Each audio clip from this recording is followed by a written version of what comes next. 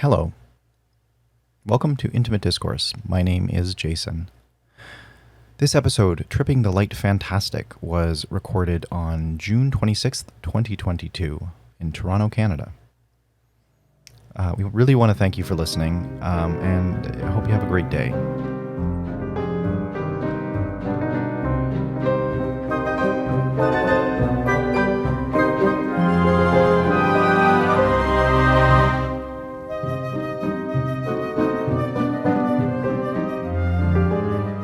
Hello, everyone.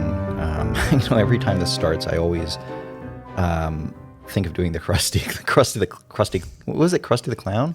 From Simpsons? Yeah, where he's like, hey, hey, hey, starting with the dramatic, scaring the bejesus out of everyone. My name is Jason, and I'm here with Dimitri. Welcome to Intimate Discourse. And today we've got an interesting topic, we hope, for y'all. We're going to be talking about, broadly speaking, and it's hard to kind of get a good definition for that, or a good way to sort of encapsulate what we're trying to talk about today. But broadly speaking, it will be about what it takes to live a good and meaningful life in today's society. Throwing out the disclaimer first, we are not necessarily proclaiming ourselves to be the arbiters of what it takes to live a good and meaningful life. We're just two guys hanging out here. We're just trying to give you things the way we see it, and maybe inject some of our, I think it's safe to say we will be injecting some of our own personal opinion, but also kind of looking things more broadly and giving a more holistic kind of look at this whole wacky thing we call life. I think the first thing that's important to say right off the bat is that, and something I've sort of, when I sort of reflect on my own life, I wouldn't say that I'm, I think it's entirely different to be somebody who, you can know what it takes to sort of live a good life and a meaningful life. You can know all those aspects and still not do it. So much about, living a good life has to do with the action and has to do with an almost ineffable kind of something beyond thought, something beyond a logic, I think. And it's almost this intuition that guides some people. And we'll talk about that more later, but I just wanted to make sure, that this isn't coming, we're not standing up on a mountaintop here, trying to recreate the commandments. This is just the world as we see it, and hopefully people can glean something useful in this. And as always, let us know what you think afterwards. Dimitri, how are you doing today? Yeah, very good, very good. Good to be here. Nice. Yeah. It's one of my favorite topics, because it's sort of just, it's a little bit of everything, right? Yeah, it's true. It's just such a broad, topic, and it kind of almost gets tantalizingly close to talking about God and spirit and stuff like that, which I have a great interest in. I'm sort of looking forward to us doing an episode on that. But I think this is a separate thing, and while it might, dance along the periphery of that, I think that this is a very meaty topic as it is on its own. So yeah, I'm looking forward to it. So let's yeah, me too. Let's launch into it. So I guess, how do you define it, right? Do you have some sort of definition that you want to start with, or is that too? That's wow. Maybe by the end of this we'll have the definition. Right. Yeah, we'll work in reverse. We'll work through. We'll Pulp Fiction perhaps. this. Yeah. No, I don't have a clear definition, because again, kind of like you alluded to, it's not something I think that you can really, to a degree, read. You have to experience it. Yeah, and it's also something that's probably different for everybody. I think that there are certain almost guidelines, but I think that the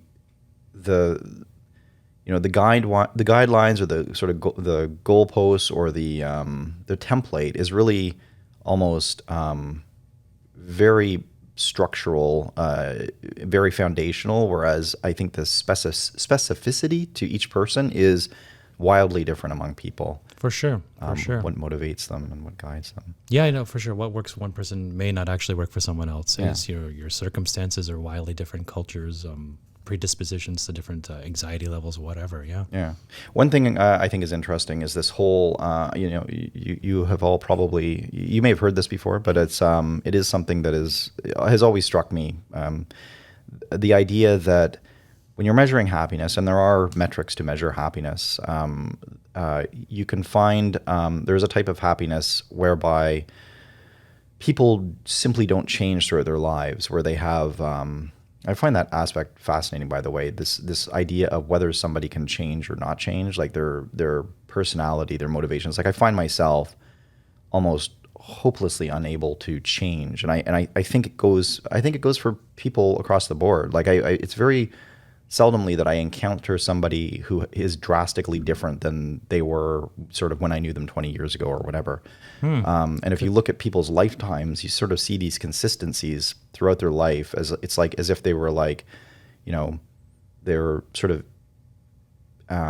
whatever constitutes them, it was sort of the same thing. And maybe over the years, they sort of chipped away at some things and they were almost like you had the base of a marble statue, and it was like you could already make it was like, oh, that's Bob. And then 20 years later, it's like, oh, that's Bob, but I like what he did with his cheekbones. You know what I mean? And like, I think that's something that he's really worked on his abs. Right. I think that's something where that's about the extent to which you can change. I don't know if there's cases where people, I mean, I'm sure there's got to be some, but I don't know how. Would you define in this case the lack of change a failure? I think that change is really important and really difficult, especially for some people. I find change really difficult to deal with. But I think it's a lot easier for probably most people. But it is also really important. I mean, that's life, right? Like the evolution, like the whole thing is you have to be able to change with the environment. But see, this is interesting. So, but if you were like, well, I'm basically who I was in my 20s, and now you're 50 or 60 or 70 years of age, have you missed an opportunity? If you haven't changed? If you haven't changed. Yeah, I don't know. I guess it depends who you were in your 20s. What were those years? Yeah. What were those years for? Right. Yeah. Just monetary gain, like things of that nature.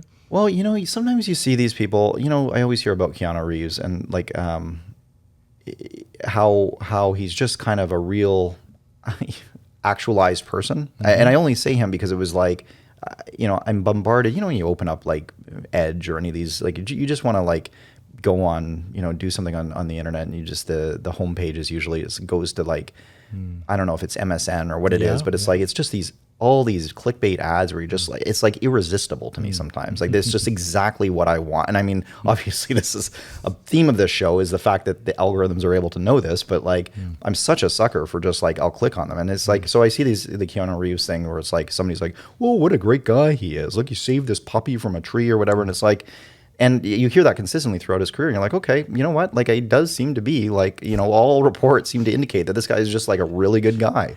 And so if you're born like, or you're in your 20s because you're in your formative years and your young years. I don't know if you're right out of the gate, you're just like a great person, like you're some like babies. Like it's like, no, you eat first or something, mom. But I think when you get into like 18 or 20, you start becoming more actualized, and maybe there are people that are that age that are, just good the way they are, and then they just like, it's like, oh, I just have to tread water now for the next 50 years or whatever, 70 years. Yeah, could be. I don't know. I embrace change. Change is difficult though. But something, and maybe it's easier for others. Your starting points can be different, like you said, whether it's familial, genetic, whatever it happens to be, your predispositions. But when I look back at my life, it's the things that I was most sure about that later I changed my opinion on that make me smile the most. Like, wow, never thought I'd come to that conclusion. Right. Man, was I wrong. And that I love those moments, Have I really changed though? I don't know. Maybe I still had that sort of affection for challenging the status norm even at 20. So the change was always built into me. I enjoyed it. Maybe that isn't actually like a feature over the 50 years or so.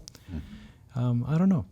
I don't know if we'll ever answer that one, Jason. So I think that, what's interesting about this is you always hear this story of the guy who wins the lottery and then the guy who sort of loses his partner or some other like tragic thing in their life. And their happiness level, say they're, say one's a 7 and say they're both 7s or say they're both 5s, just to make, I don't know why I would have chosen arbitrarily 7. So they're both 5s. Guy who wins the lottery for like, I think it's like 6 to 8 weeks after he wins the lottery, he goes up to like a 10 or something like that, real high. The person who loses their partner drops down to like 1 or 2, real miserable for like 6 to 8 weeks. And then over like almost around that time, they always kind of come back to the mean. They always come back to that 5.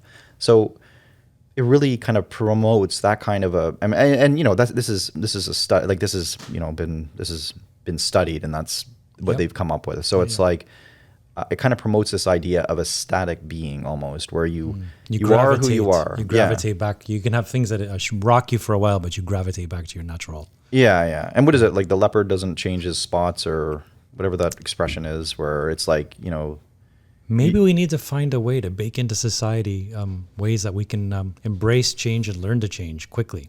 Maybe you're right. Maybe this doesn't happen a lot, but we need to be able to make it happen. Maybe we're missing something here. But speaking as somebody who is so internally resistant to change, and I don't mean, like, I would love to be good at change. I would love to just be like, like, screw this life. I'm gonna go do something else completely and just jump on that. But every little step is like, wait a minute, like, I don't know about that. I'm not comfortable with that. And but I see some people who do this, and it's just like, I have a friend of mine who just travels around everywhere, and it's just like, I mean, he was in like last week, he just went on his own to, and he's married too, so he just went on his own to like South Africa and Oman and Rwanda, just as like a whirlwind, like whatever. And like before that, it was like South America. And but may I guess that this friend, even 20 years ago, let's say, was still the same sort of embracing change character? Yeah, I would say that. So his predisposition for change has always been the same. And I'll tell you a bit, another thing. So yeah, the funny thing, he used to work in Toronto at a law firm doing sort of technical work at a law firm. And, we would hang out often. And one night, and he seemed to me to have a pretty good setup here. And one night I was out with him, and he's like, you know what? I think I'm going to go to Alberta and work on an oil rig. And I was like, why? Wow. And I thought, like, this is the dumbest thing I've ever heard you say. But he did. And his reasoning was just he wasn't happy in the city or whatever. And he went there, got really into mountain climbing, found a great girl that he married. And like, now he makes very good money. And he really sort of just followed his path. And could it be his coping mechanism of sorts? That's something he learned, like, I don't fend off some sort of depression or something. I need to change my life radically and shift it all up. Yeah. And it's worked for him, or he's learned to change in ways that get him to the next level. I think I think it takes a certain type of person. Like, I remember I actually went on like a kind of a mountain trek with him, and he's really, really good, or at least he was. Like, I don't know how much he does it anymore, but like, and he would do a mountain every weekend and things like that. But like, I went up because when I visited him at one point, I went on one with him, and it was like, like the Kitty Hill or whatever. And we went to the top, and I was like, okay, this is like freaking me out. Like, I was like, I'm like, wow, this is really, really high. Like, this is a mountain. Like, I'm literally on a mountain. And like, I was, fairly terrified. And he's sitting on the edge of like just look at his legs hanging over, like eating his lunch. I'm like, man, like, back up from the, like, I can't even take the picture. Like, the vertigo is going to make me fall over. And I'm like, but it's that mentality. And I said to him, I'm like, aren't you afraid? Like, legitimately, aren't you afraid of falling off the mountain and dying? Like, and he said, yeah, I guess. Like, he's like, I don't want it to happen. It's just that it's. He wasn't an adrenaline junkie, was he? Like, he needed to feel alive. No, he's not. Like, and if you met him, you wouldn't even think he would do this. But it's like he just had this in him where he was like, he's like, yeah, you know what? I guess if I did fall off, like he was very based on practical. He's like, well, why would I fall off? This is very solid where I'm sitting. And like, even though, his legs are hanging over, he was like, I would have to thrust forward to fall off. You know what? I just don't think he was thinking about it. And you were thinking about it. Yeah. And it's as simple as that. It's I didn't even cross my mind. Why would I want to think about such a thing? I'm fine here. Yeah. In my mind, I'm like 10 feet away, and I'm like, this is like, like hyper intelligent, you're tuned into detail there and seeing, potential things that can go wrong. And wow, that's, maybe that's a worldview of sorts. Yeah. And I think that, but I think that being adaptable to change is something that comes with that type of personality. Like Is being a little naive, or like almost, I don't want to use the word dumbed down, but in a sense, naive to the things that can go wrong, an actual benefit in life? I don't know. That's interesting. Yeah, because maybe you can't see how that would be much of a benefit. Well, if Steve Jobs knew how hard it was to create a computer company, and he was intelligent enough to see how hard this mission was, or Alexander the Great, I'm 21 years old. If they could actually see how hard these missions they put in front of them were, would they have ever done them? Right. There's a certain amount of, and I don't think it's ego, because everybody's got a fair amount of ego. I think there's a certain amount of just like, I didn't even consider that. I just went for it. Right. Yeah. Yeah, like Steve Jobs, apparently his whole thing was like he would just, have his vision. He's just like, this is the way I want it, just figure it out. And it's like, it's almost that sort of overweening confidence that it's... Force of will. Yeah. But I wonder how many people are like that and it just doesn't work out like that. And then you're like, oh, okay. You're like, just make it work. And then like 10 years later, they're like working on an assembly line or whatever. And it's like, I don't know. It's very interesting to see what makes that type of person. But yeah, evolutionarily speaking, it wouldn't make sense to me that kind of person would necessarily survive as long. Because if you're naive to the dangers of the world, like, you're on a mountain or whatever, and I don't know if surviving for as long is even a concern. I don't think their brain even goes there. Well, that's what I'm saying. But that's why it's like, if we're on a mountain or if another thing, like if there's a jaguar that's coming up to us and I'm the one who's thinking like, oh, Jesus, like that's terrifying. Like I got to get up on a tree or something. And the jaguar's like, yeah, I can climb trees. But my friend's just like, that's weird. And just kind of like goes up to pet it or something. It's like, which one's going to live longer, right? Well, like, there's got to be something evolutionary in there. Because if you weren't, enough people in your ancestry lineage were not afraid of jaguars, you wouldn't be here today. Yeah, so there's a nice balance built in there. Yeah. I don't know. I'm a very homebody, but I've had a life where I kind of traveled around a bit. And some people are like, wow, this was like really crazy. What are you doing in this country, living here and investing all your money in it? And it never even occurred to me that it wasn't the right thing to do or worth the time and effort. Yeah. You'd kind of just thrust forward. And failure, in a sense, isn't an option because you're just all in. Right. And when you're just continually all in, you're like, what is failure? Yeah. Like, what define failure? Yeah. Like, am I going to die? Well, die doing what? Living my life to its fullest? Still not a failure.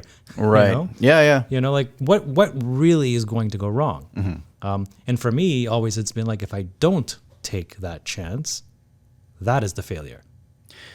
Yeah. So you're looking at it with the dichotomy of failure, success, as opposed to survival and non-survival, I guess. Sure, but even survival isn't like the end goal in a sense. Yeah, no, exactly. It doesn't even cross my mind. Yeah. It's just like, this is it. This is my one chance. I will regret, and I hate this. I regret the things you did and stuff. But if I don't do this, it will haunt me forever. So we have to do this. It is just logical. Let's go forward and do this. Yeah. So I think your friend may be something we're cut a little bit from the same part of the cloth. Yeah, maybe. And I would say that Elon Musk is the same thing. He's all in on his stuff, right? He builds, he's like, remember SpaceX? Like, where he's just like, that's it. We have to have this launch work or, I'm bankrupt. And it's like, just that, it's more than a confidence. It's like just almost like you've got to make life worth living. Otherwise, what's the point anyway? It's like the failure that you're seeing is not the failure I think they're seeing. His failure would be as if I never tried, that's the ultimate failure. Right. If I try it and it doesn't work, that's not actually the ultimate failure. Yeah. The ultimate failure is not even trying to begin with. So therefore, I have to try. Yeah. Yeah, it when you reduce it down to that, it logically makes sense. For me, and not to I guess dwell on this, it's just for me, I know that I can logically figure that stuff out. It's like the idea of being like, I logically know what's the right path and I logically know what's good, but it's that it's the acting, or it's the stepping forward. It's the stepping off of the space capsule onto the moon. You know what I mean? It's that giant leap that you need to do that makes, and you have to do it in all the right times. When you feel that pull, you have to act at that point. And if you don't, I do think that that's a failure. And I think that there's, you maybe don't necessarily know in the moment, but I think that the people, if you want to talk about like, a survival kind of thing, the people in the caves who are like too afraid to go out to actually, somebody's saying like, I think of Watership Down, if you have to migrate a whole colony of people. You're like, no, this area is going to be, I'm trying to think of a sort of human equivalent of this, but like, if you have people in an area, they're like this area, like our every year our crop yield is lower and lower. So like they start thinking, we got to move everything, and we got to take a chance, go across the desert, go somewhere else where there's been reports of like bigger crop yields and like like lush valleys and everything like that. There's going to be people who make that journey, and then there's going to be the people that are like, you know what, the crop yield is slower. Some of these people are leaving. We'll make this work, and then we'll think about it some more. It's like in that movie. Well, we need everyone. Yeah, exactly. You're hedging your bets. Right. Sorry, what were you going to say? Well, have you ever seen Alive? In the Andes Mountains. In the Andes Mountains. Yeah. And you remember there's the two guys. There was like Ethan Hawke's character. And I forget the other guy's name. Yeah. But like, and Ethan Hawke was like, no, like it was like we have to go find people. We can't just wait here for a rescue. And the other guy's like, no, it'll come. And he just didn't want to go. Like that's the same, I think, Energy. dichotomy, those two. Like I think that we're talking about, where it's like the person who can change and the person that it could just be random chance. Sometimes you're going to be right, and sometimes you're going to die. And then you need actually. This is right. I'm a big fan of diversity and multiculturalism and everything, because you need the entire spectrum. Like nature, God, whatever you want to call it, knows what it's doing, and has dispersed everybody with a certain curve, of allocated biological traits, and we actually need everybody. Right. We need the risk takers and the stay-at-home homebodies. There's I don't know if there's like I get a sense you're trying to find a better way to emulate, in a sense, and maybe just we should just be ourselves. Well, yeah. So I guess that becomes being oneself. Like, what does that mean, right? Because the idea is that sort of implies that we must have been all who we were supposed to be when we were born. You know what I mean? Yeah, it takes away, like I was saying earlier, the personal growth and challenging yourself. Yeah, I think that you need that. And I think, we're talking about sort of the good life, and I sort of preface this by saying that like you can know what it is and not necessarily do it. I think it's two separate sort of like talents. There's a big difference, and this is where one thing I've learned in my life, that you can spend a lifetime in a library reading books, and sometimes I feel like that's almost like you're hiding from the world. Just one more degree and I'll be really ready to conquer the world. Yeah. Or you can just be like an immigrant, jump on a boat. What country am I landing in? I don't know. I need to make something work for me. And just learn to make your intuition so people who survive that sort of journey and flourish from it have, like, after a couple of years or decades, have a finely tuned sense of intuition. Right. Because that's what they've had to lean on their whole life. And that is exceedingly powerful, like in an everyday sort of way too. So, do you want to talk about what it feels like to jump in a lake and, all the ways you might feel sensations, or just jump in the lake? Right. Yeah, that's a good way to put it. It sounds so brute force, but sometimes I think we can almost like talk ourselves out of things. Yeah. Or we're, like you said, you're just not going onto the edge of the cliff enough because you're rationalizing all the ways this could be dangerous. Or just go to the edge of the cliff. See how it feels. Maybe it's not your nature to be there, but sit there for 5 minutes and challenge yourself. Well, yeah. Right? That's easy to say when we're sitting. Did you sit down beside your friend for 5 minutes? No, I didn't. See, so there's an opportunity there. No, I would say that is a little much. I can get the whole, like I didn't mind, like I'll climb the mountain, but like I'm not going to like, climbing the mountain. Wait, I'm going to call you out on this. If you sat down beside him, what would have happened? I would have fallen over with 100% certainty. I would have fallen over. We wouldn't be here today. That's right. Yeah. You know what I'm saying though? Like for the most part, you would have an added human experience. Right. Yeah. And I think that it's important. I think there are areas, like my added human experience there was climbing the mountain in the first place. Like I think there's kind of degrees of that. Like I do think that I know what you're saying, and I think it's important to challenge yourself to do things like that are outside your comfort zone. I think that the trick is kind of knowing what's reckless and what's of course, what's sort of outside your comfort zone, but within the realms of like, Well, to quote my father, he loves this sort of, I don't know, maybe it's from like a Nike commercial, but these things sort of grab him just as do it. Yeah, it's something very similar. It's like you're not living on the edge, you're taking up too much space. All right. Somehow he caught it, and he's like, got the "This sage- is real sage fantastic." your Yeah, father, and he loved it. He loved it. Yep. Yeah, I don't know. Maybe there was maybe like you said, you had enough of your own personal, challenging yourself, and you had reached your limit there, and that was already outside of the box enough. Yeah. Like I'm definitely not advocating like a risky lifestyle or anything like Right. that, but living in your basement and never experiencing life either is certainly going to have a detrimental effect. It's like, well, this is just my nature. I've always loved being in the basement since I was a teenager. So, and that's kind of brings us, I think, to another area. So, for example, like, and just so for our listeners, like, I don't even know if I should say this, but we really don't, like, we sort of prepare things separately for these episodes. Like, we know the general theme, and Dimitri and I will prepare things on our own independently. We could be going in completely different directions, so we never really know when we come to sit down. Like, it's very rare that we'll be like, okay, so what do you want to, like, we don't usually have a group, like a kind of a synopsis for the show. No. We usually just have our own synopses and then kind of like see where it goes. What you're hearing is happening on the fly. Right. Yeah, really, It's yeah. all live. And it really is, and it's that. I have notes. I don't know if you have notes on your side there, but It's just a blank screen. It's like terrify you to look over. It's like just a blank page. It's that's the beauty of it, because I think then that when we really hit our magic moment is when we have sort of like our ideas, but then you're spurring a different. It's kind of like living the good life in a sense. Like you're challenging me, and I'm just going with the flow. Right. Yeah. I think that's.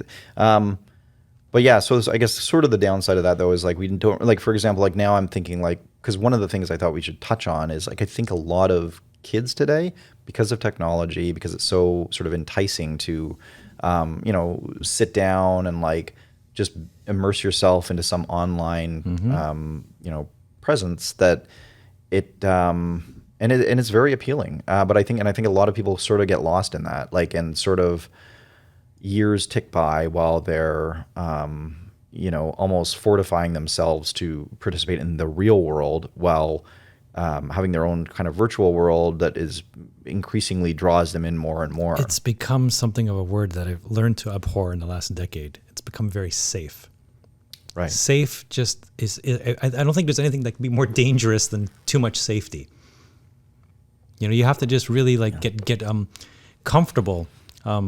Risking, suffering, losing, challenging yourself, just getting comfortable with all that, going up to that girl at the bar and saying hello. Not particularly safe in that moment, but you might grow from it like in ways you never expected. Right. Yeah. And to just take that attitude, that way of being across every part of life. Yeah. Yeah. I think that's, and again, that's become something where it's like, I think even, I'm thinking about, I have this archetype in my head of who I'm talking about, where it's just like this, the sort of the person who's like living in their mother's basement and is, been there for maybe a decade and, past the point where they should be kind of like getting a job or whatever. And, not really interacting with a lot of people outside, like you said, like not going out into bars or, or wherever, picking up, or not picking up, whatever, like. So derogatory, Jason. And I think that there's, I think the archetype exists. Like, I think there are more people that are kind of doing that, and there might be some tweak to it. Like maybe they have their own place or something, but they're mostly spending time,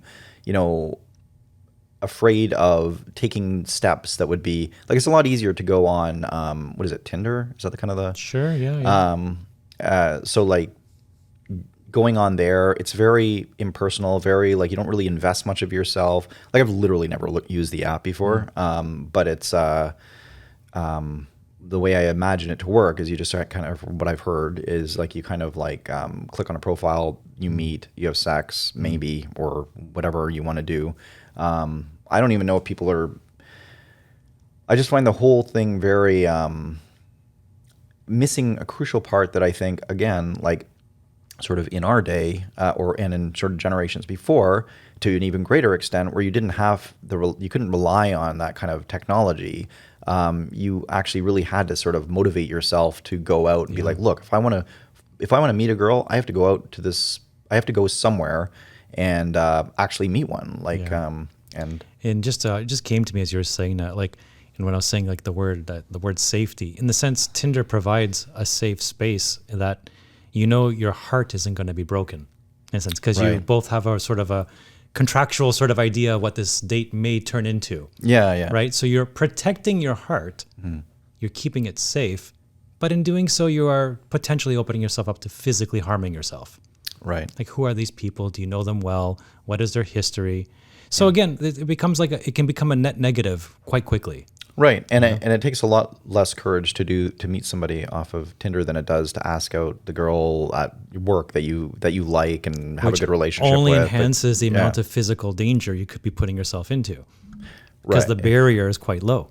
Yeah. Barrier of entry. Yeah. Like, have you ever heard of like Biosphere 2, the 1980s project?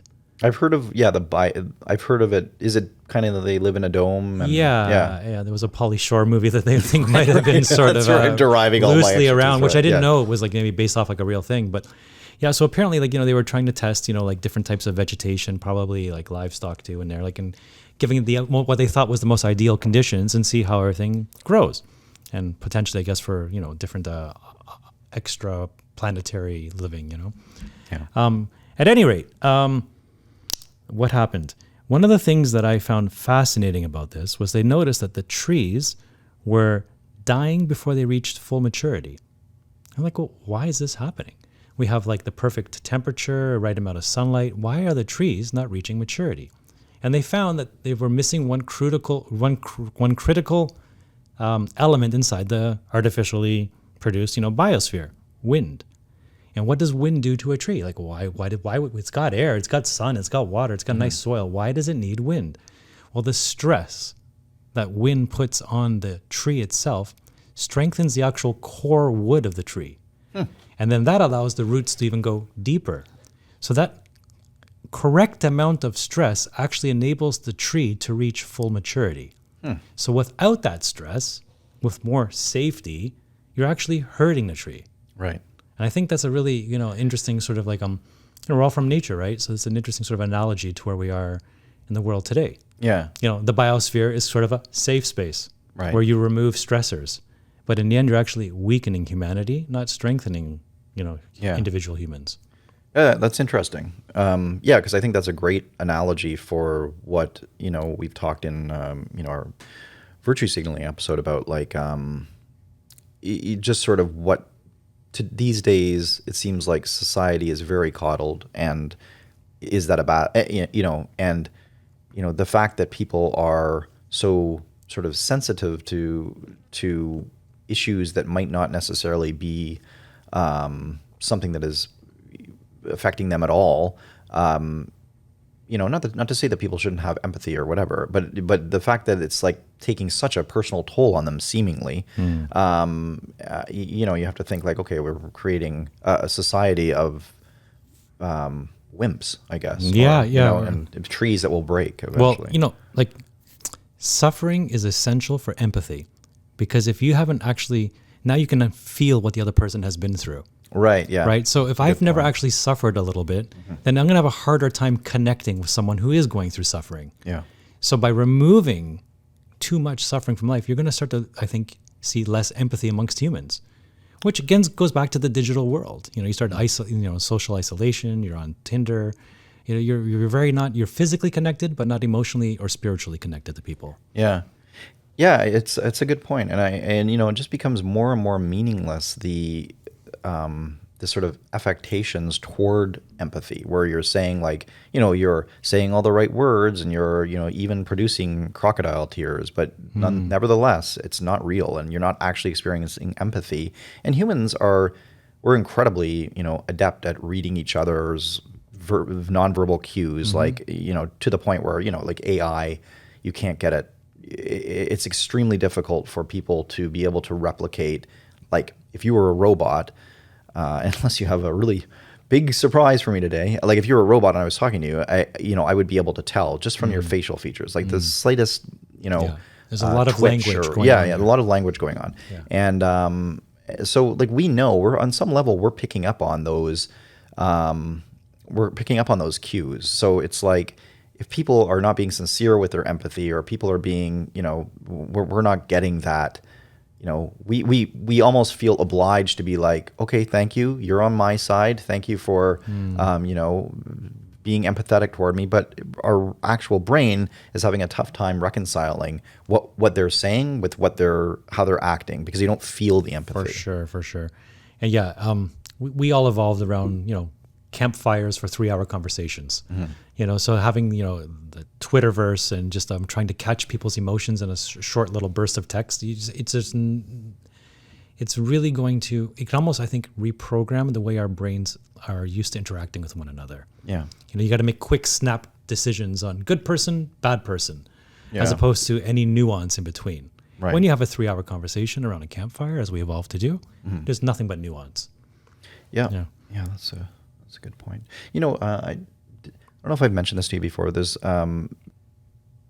so they've done studies on CGI in films, and they've found out that these days, because of the emotional responses they're getting from people watching films with a lot of CGI in it is not as strong as you would get in a comparative film using sort of an older, a less computer sort of simulating technology, which is amazing to me because it doesn't look as realistic. If you look at an old, even Star Wars, the original trilogy, and really the only trilogy, you can't, it looks like, now we've seen documentaries on everything, so that they're all small models and everything, but it's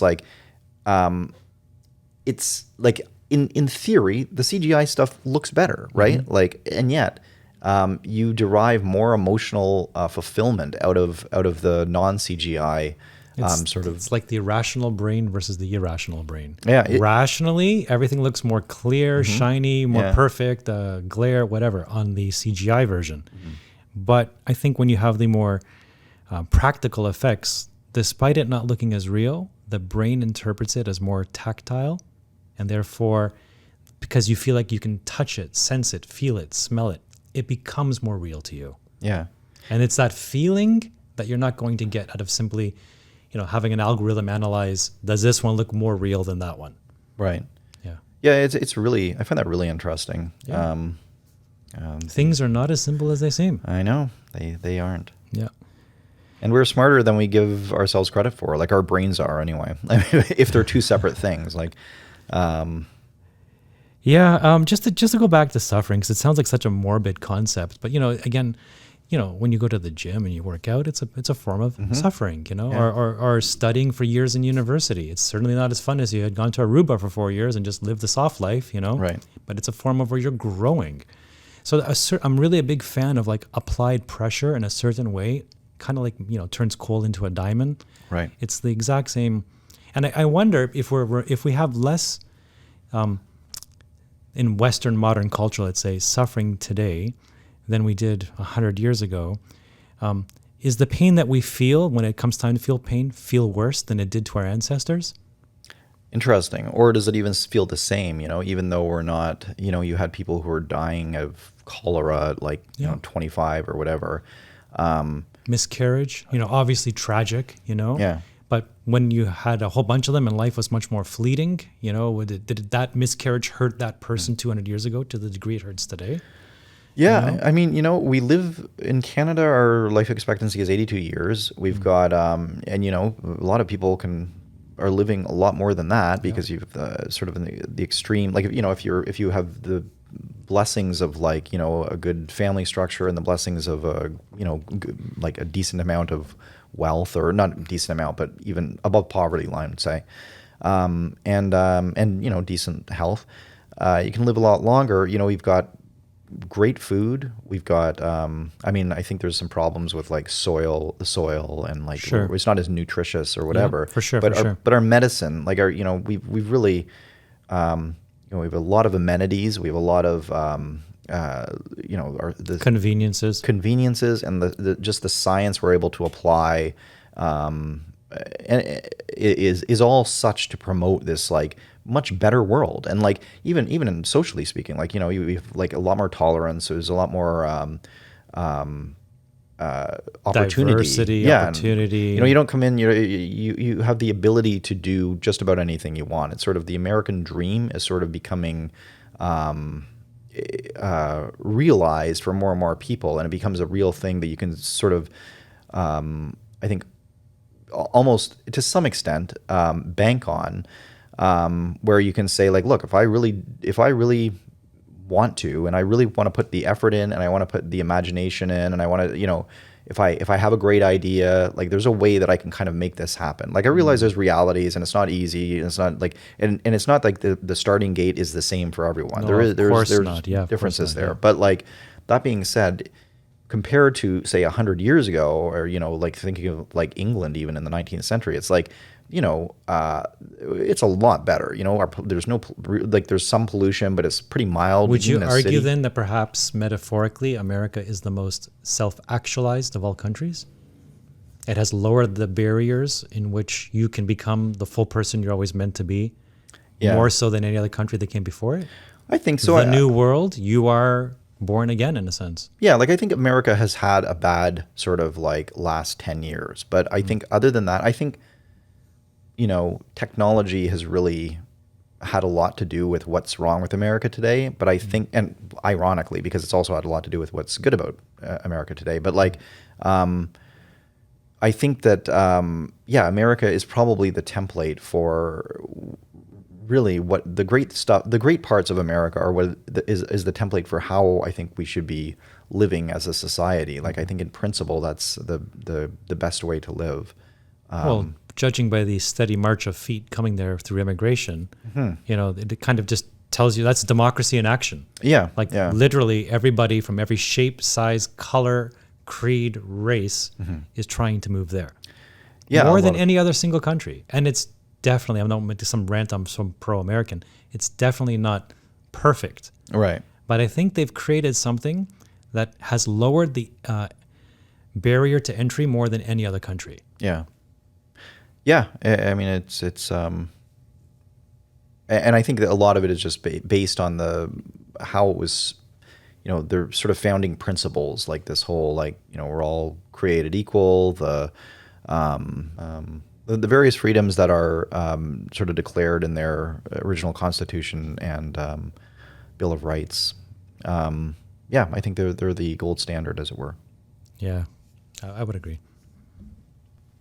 And like something I wanted to say about America is that the fact that America has been so uniquely successful in the last 150 years, with it was one of the most diverse places on earth, most freest, most democratic. Obviously there's issues, but I wonder sometimes if that it's become a victim of its own success, in that now, because things have gone so well for so long, we're starting to look for problems on such a minute detail that, as you can see through immigration, the world is such a mess, other people aren't even looking at those problems. Like, really? Yeah. You're concerned about that? Oh my goodness. Like, you guys are really okay. And so it's turning, it's almost like it's eating itself from within, because we're getting like hypersensitive about issues within our own Garden of Eden that we've created, let's say, and we're like tearing it apart, trying to make even a better version. Yeah. And that perfection, because this is the real world and there's no such thing as perfection, can never really be found. Right. And so be careful, like just don't push it. Don't try to be too perfect in it. Always try to be better, but don't devour yourself. Right. Yeah. It's like the obsessive, writer or painter who will take nothing less than perfection. And it's like all these masterpieces, they kind of like tear up in a rage because it's like, oh, that one thing was just not right. And it's like, meanwhile, And it isn't like that painter isn't wrong, but they're missing the bigger picture. Because they're so focused on that detail. That's what made them great to begin with, by being focused on all the errors. But now they have to know how to like almost diminish that aspect or turn it off a little bit. Otherwise, you will devour yourself. Yeah. Yeah. No, that's a great. It's a great. And I think you can say that in your personal life too. Like nobody's perfect. We've all tried our best for the most part. I think most people wake up in the mornings and just want to, have a great day and live a good life and make a few people chuckle and, get on with it. Yeah. But looking to try to satisfy ourselves by chasing there's a fine line between ambition and greed, right? And I think sometimes what's happened in the modern world is that we're externalizing our happiness on materialistic goods. And that chase to get the materialistic good, just like the other one is devouring itself from within, we're overstressing ourselves trying to capture things that really won't add much benefit to our lives in the long run. Like for instance, during lockdown, like my business was closed a total of 10 months. It was kind of like a snapshot of what retirement is going to be like, or a sabbatical or something. Yeah. And I didn't have any financial concerns. I knew my business was going to survive. My house was going to be fine. And it was really kind of a renaissance. I enjoyed myself. But there is also that sort of like languishing that comes in. There's a lack of purpose, a lack of direction. What are you on this earth for? And we filled it with wonderful things. We'll get into that in a little bit. But if that is what Buddha was sort of talking about, where you had everything you desired, but still it didn't create happiness, like it was really kind of a snapshot into that way of thinking. Right. Like I literally do not have to go to work every single day and all my bills are taken care of. My car is in great condition. My business will survive. I have great health. And yet something was missing.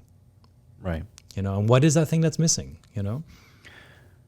Yeah, that's interesting. There's a couple of things there. I guess first, just to, go off of what you just finished saying, like you said something in another discussion we had where you were talking about how you sort of visualized, or you like to visualize your sort of soul before it was born, or and you were thinking like, well, if you had the chance to live for 80 years or whatever, or 100 years, or 120, I don't know. Bring it on. Some people, there's this one guy, Dave Asprey, who's like very confident he's going to live to be like 160 for whatever reason. He has like some number in his mind, but he's really into like biohacking and everything like that. When you hear those higher numbers, how do you feel? Do you feel like, oh God, no, or like, yeah, I want to go further? I want to go further. I mean, obviously, I don't want. The oldest person in the world, I think, was 122 or something like that. Like, I really hope we break those barriers. And I hope we do it in a way where it's like you still have the quality of life. I mean, you don't expect to be running marathons or whatever, but it's like you'd like to be able to do the things. You don't want to be dependent necessarily on, like, the system, or you don't want to be hooked up to a bunch of machines, obviously. But, like, if you can still have something that makes you happy, we've been talking, I hate to keep digressing, but like we've been talking recently, like at my place, my partner is really into, we have 2 dogs, and like she's really into dog groups and things like that, and very like interested in sort of, rescuing and involved in rescuing groups and everything. And there's this one friend of hers whose dog is sort of at the end of their rope, like, my partner has been asking on forums and stuff like, hey, like, when do you know it's the end? When do you know it's time to kind of cut the cord? Because you love this dog so much. And there are all these, but you see all the ailments. You see they're not just maybe enjoying it. And where's the line that you think? And like the sort of the responses that come back are like, it's where you see that, because a dog can't tell you, obviously, a human's a little different, but when you see that they're just not taking enjoyment, there's no enjoyment in their life anymore, where it's just like waking up, going to bed. Yeah. But if you do see enjoyment, and, of course, and there's no possibility of change, like maybe there's an operation or whatever, but like, if you just see it as just like, sort of like a degenerate, like it's just going to degenerate more and more as time goes by, and already they're at a point where they're not enjoying it, then that's the time where it's like, look, you should do the sort of right thing for the dog at that point. But I think with humans, like, we can, and I fully support if a person wants to say that they want to be, euthanized or whatever. And I think here in Canada, that's legal now, or soon, July 1st or something like that. Something like that, yeah. There's a young, I think a 20-year-old boy that's going to go through it. Right. And, like, just tragically sad. But, like, I do think that everybody sort of, after having the right counsel and everything, they make their own decision. Like, but you get into that. I think as long as I can kind of like do the things that I love doing, that are, can't do everything, but as long as I can still do some of them, I'd like to live to be as long as I can. Like I have no wish to, like, eternity is a long time, so I'm happy to postpone it for a few decades. I fully intend to go as far as I can push it. And that's basically how I live my life and everything. Yeah. I'm going back again, adapting to, to change. Like, let's push it. This is it, Not that I feel like a quality life has to have, like, the duration has got something really to do with the quality. Right. You can be a short story and be really impactful, or write War and Peace and just like bore people to death at the same time. Like, there's a lot of impact that can reverberate for generations in something small.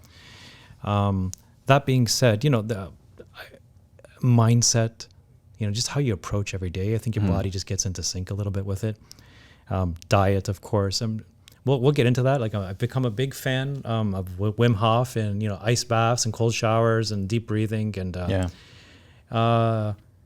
I'm reading a book now. Should we digress into the book I'm reading sure. a bit because it's kind of exactly where we're at the moment, and it's I'll keep it simple because it's a little heady and can sound, I know, initially a little out there, but basically what it is that we're all following in this world.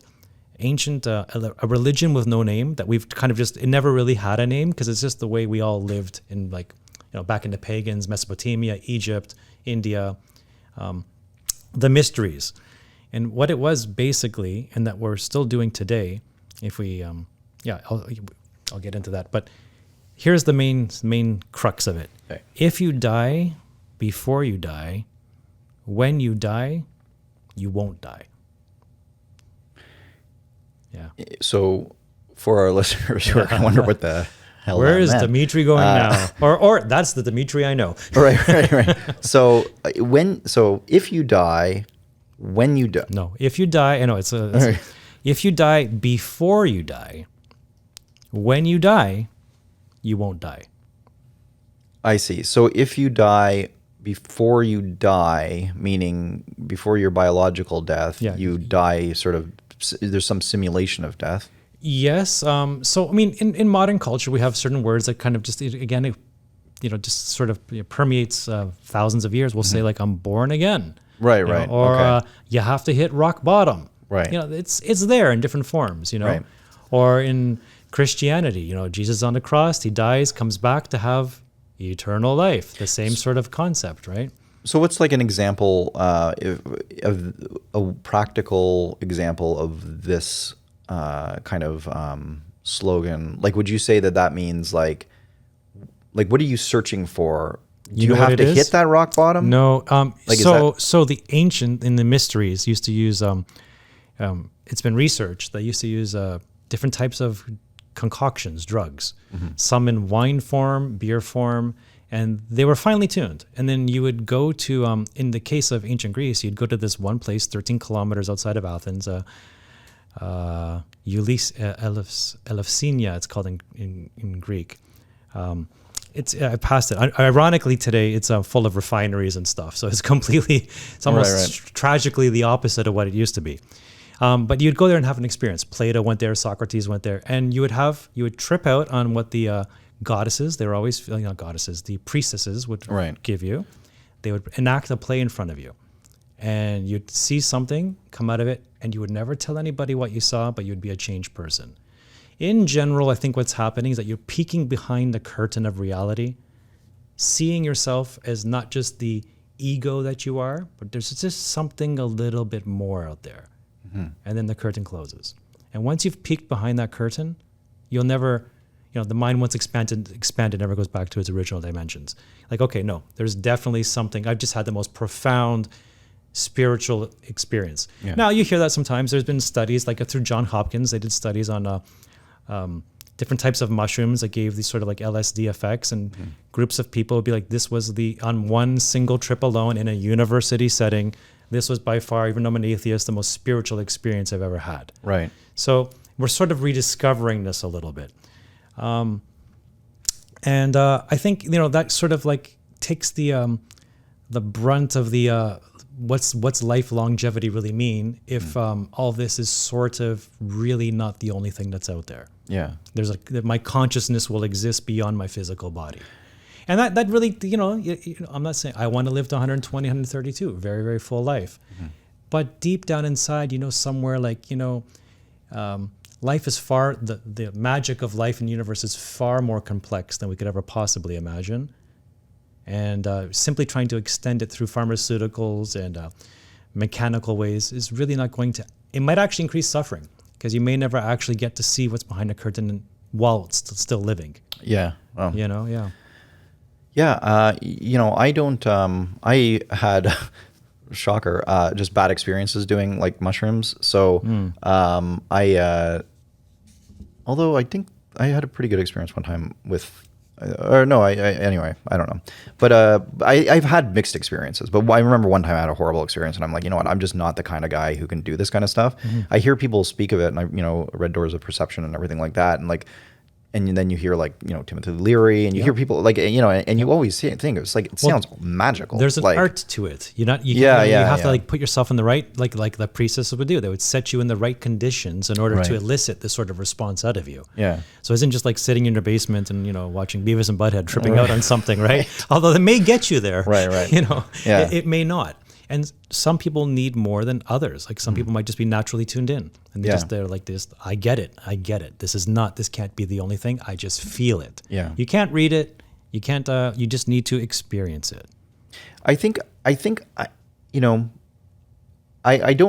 think I understand it in the way that somebody who even in university, like I remember like friends of ours would sit there and like kind of like look at this painting or they'll be just looking at something on their wall for like hours and be like, I think to myself, like, that's really like looks boring, but it's also like, what are they seeing that I'm not seeing? Well, this is something nothing the rational mind can understand. Right, yeah. We're literally stepping away from rationality.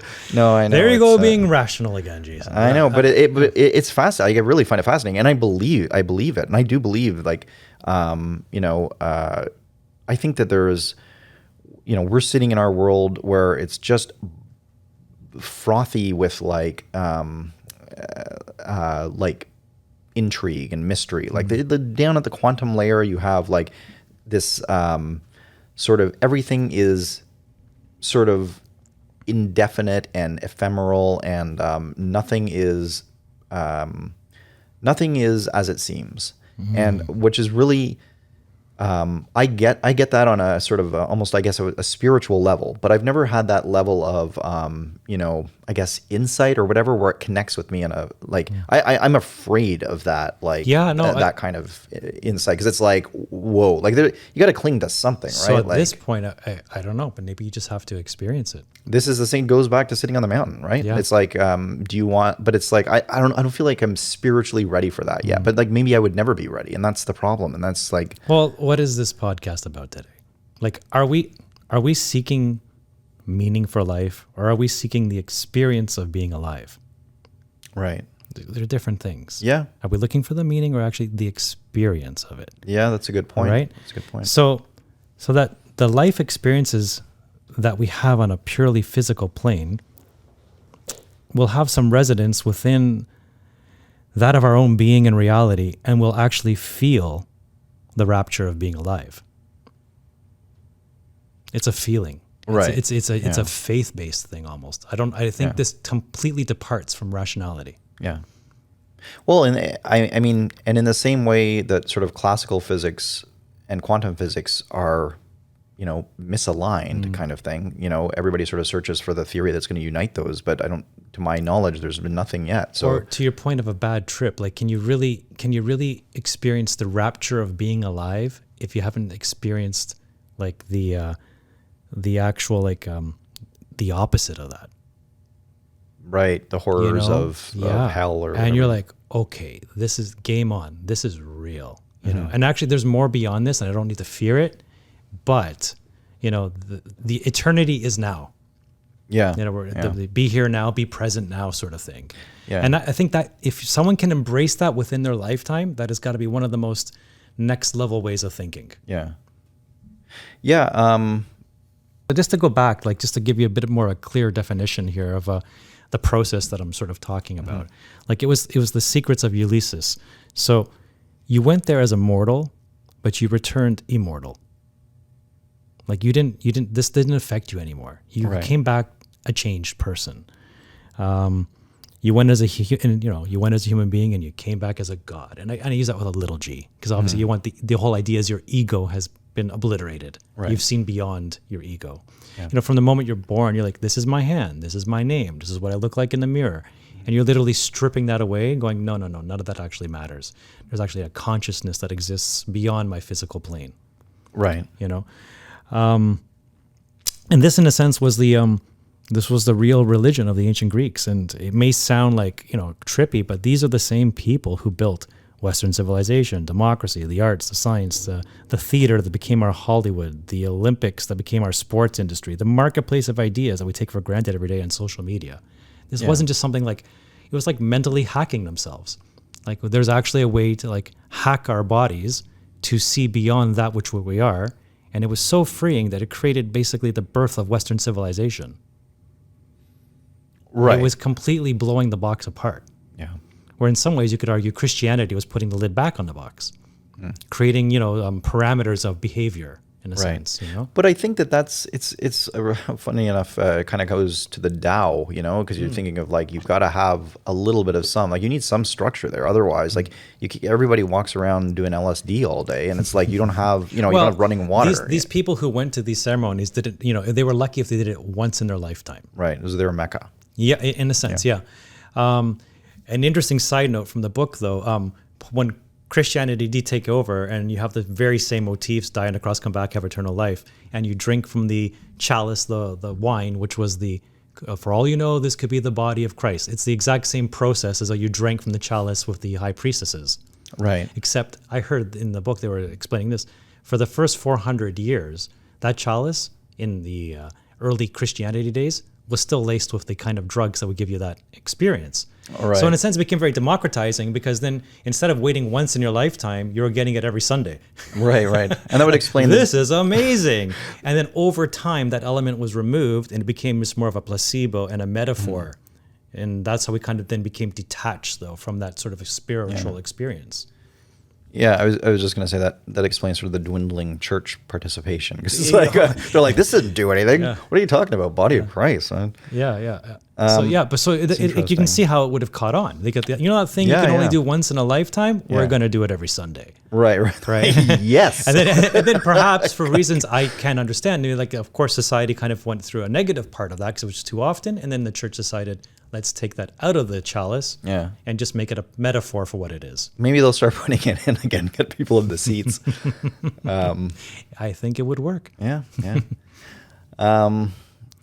Well, then are we going through a rebirth in society now with the legalization of these drugs of a sort?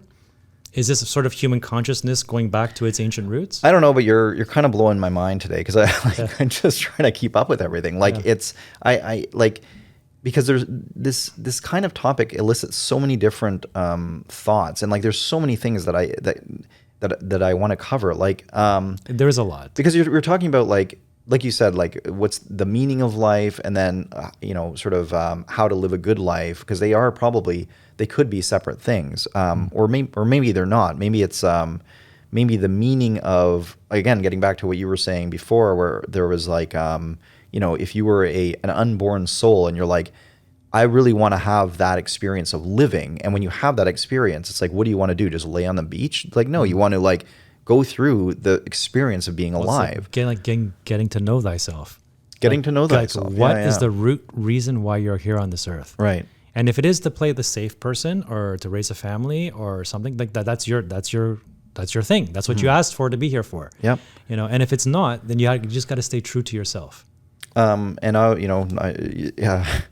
feel like this is very pop culture compared to some of the references you're bringing up, but like I think of Battlestar Galactica, and it's like, you get the Cylons, the sort of humanized Cylons, and how desperately they wanted to experience human. Like they had all these capabilities, they could have wiped out humanity in sort of the blink of an eye, but their biggest, almost like the monkey on their back or whatever, was that they couldn't be human, and you would see it like play out in the dialogue.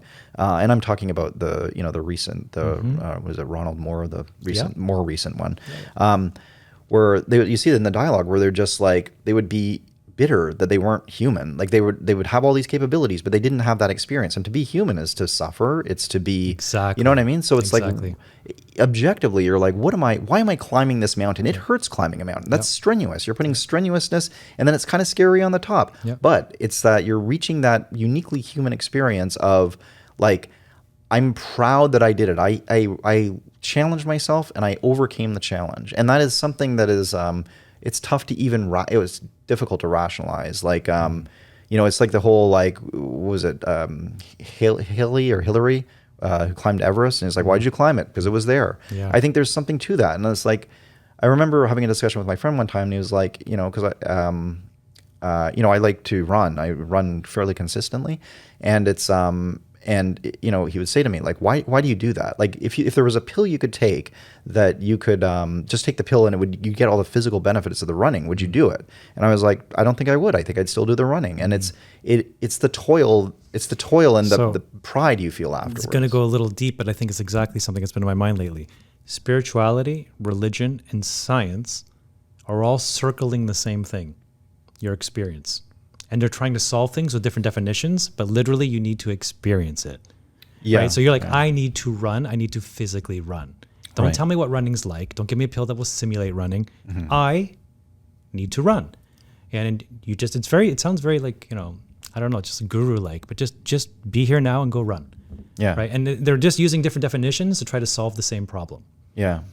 Well, that's why I think when you read, for example, like the Bible, or you read like some of these religious texts, it's hollow. Like it rings hollow. You're like, the Bible is so important, and like the Quran is so important for like people who are religious. So, but if you're an outsider, you're like, I'll give this Quran a read and just see what all the hubbub's about. And you start reading it, and you're like, I don't really get it. Like it's not, the reason is because you're not.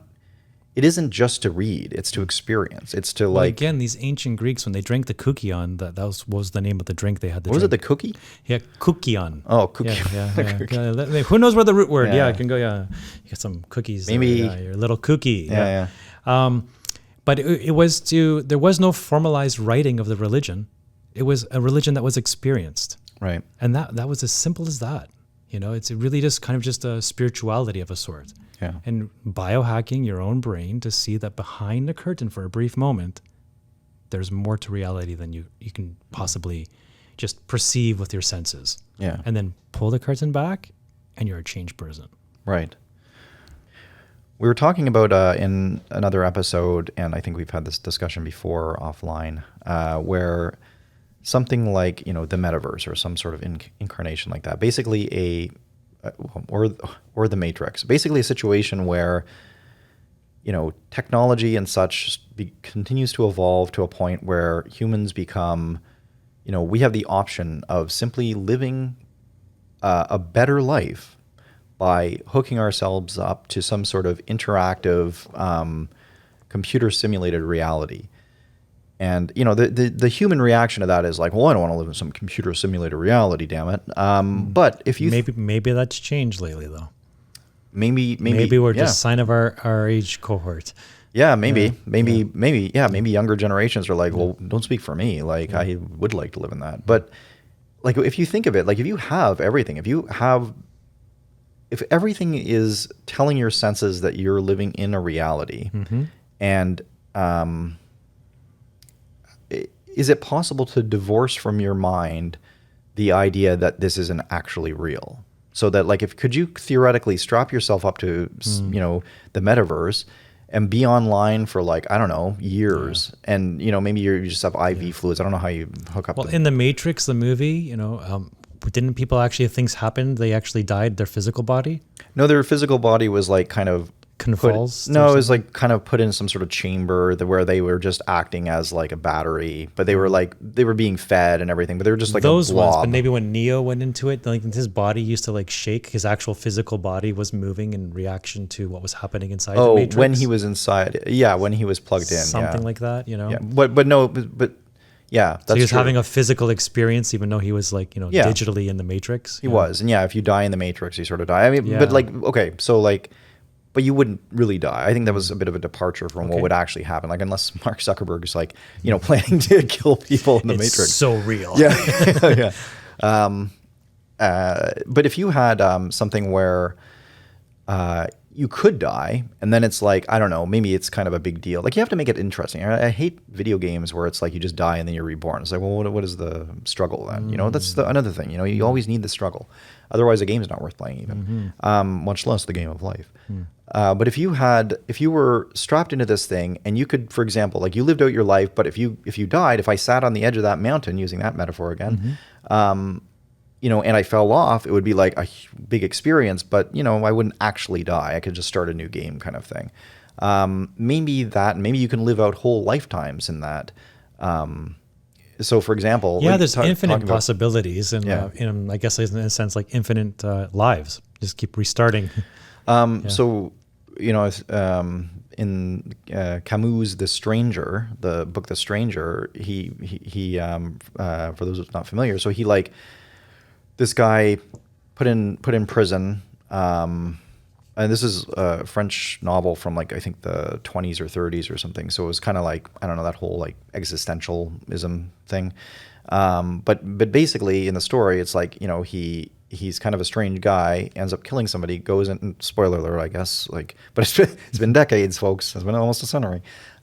So he's in prison, and as he's in prison, sort of on death row, he's like looking up into the sky because there's like a window where he can see through the bars, and he sees the sky, and he's analyzing everything in such minute detail that he's almost expanding the minutes to be whole hours, and then the hours to be whole days. And like, if you lose yourself in that, you can really, time becomes quite relative, which it is.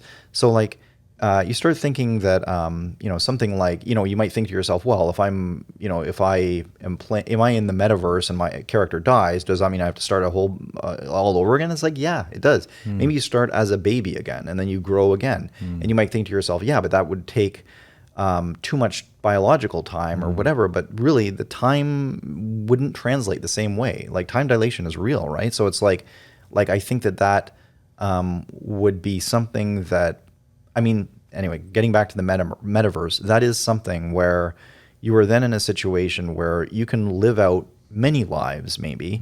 You can try all kinds of different things, see if you can, maybe you want to become like a mountain climber, maybe you want to become like a Navy SEAL or something. So you go through those experiences, but only simulated. And that way, if you die, you can try it over again. You have that sort of comfort in knowing that you can't actually die there, unless you die in real life, I guess. And so all this would be a good thing? I'm not saying it would. I think that instinctively we think that it wouldn't be, but I'm thinking, for to play devil's advocate, like, for example, like I believe in God, and I believe in all kinds of things that are like, I don't know that the average person would think of, but I think the average person who's just kind of like either agnostic or atheist would be like, yeah, that sounds pretty good. Like, if you get past the initial, like, it's not really real, like if you can get past that, and I think, generations now that are coming up are more past that than we were, and maybe successive generations will be even more. To your point, to go with your point, I guess it's if the experience is real, then it's real, right? Like it's about experiencing it. Yeah. Something in my core still says something's wrong about that. I don't know. It's hard for me to like. Are we running from reality or building new realities? And if we're running from reality, what is the impetus that's making us run from the quote unquote real world? Right. Are these people that just don't like their life as it is and see the mountain to climb to build their life as they wish it to be too hard, and therefore to deflect from suffering, they jump into the metaverse? Because if so, then that becomes like a narcotic.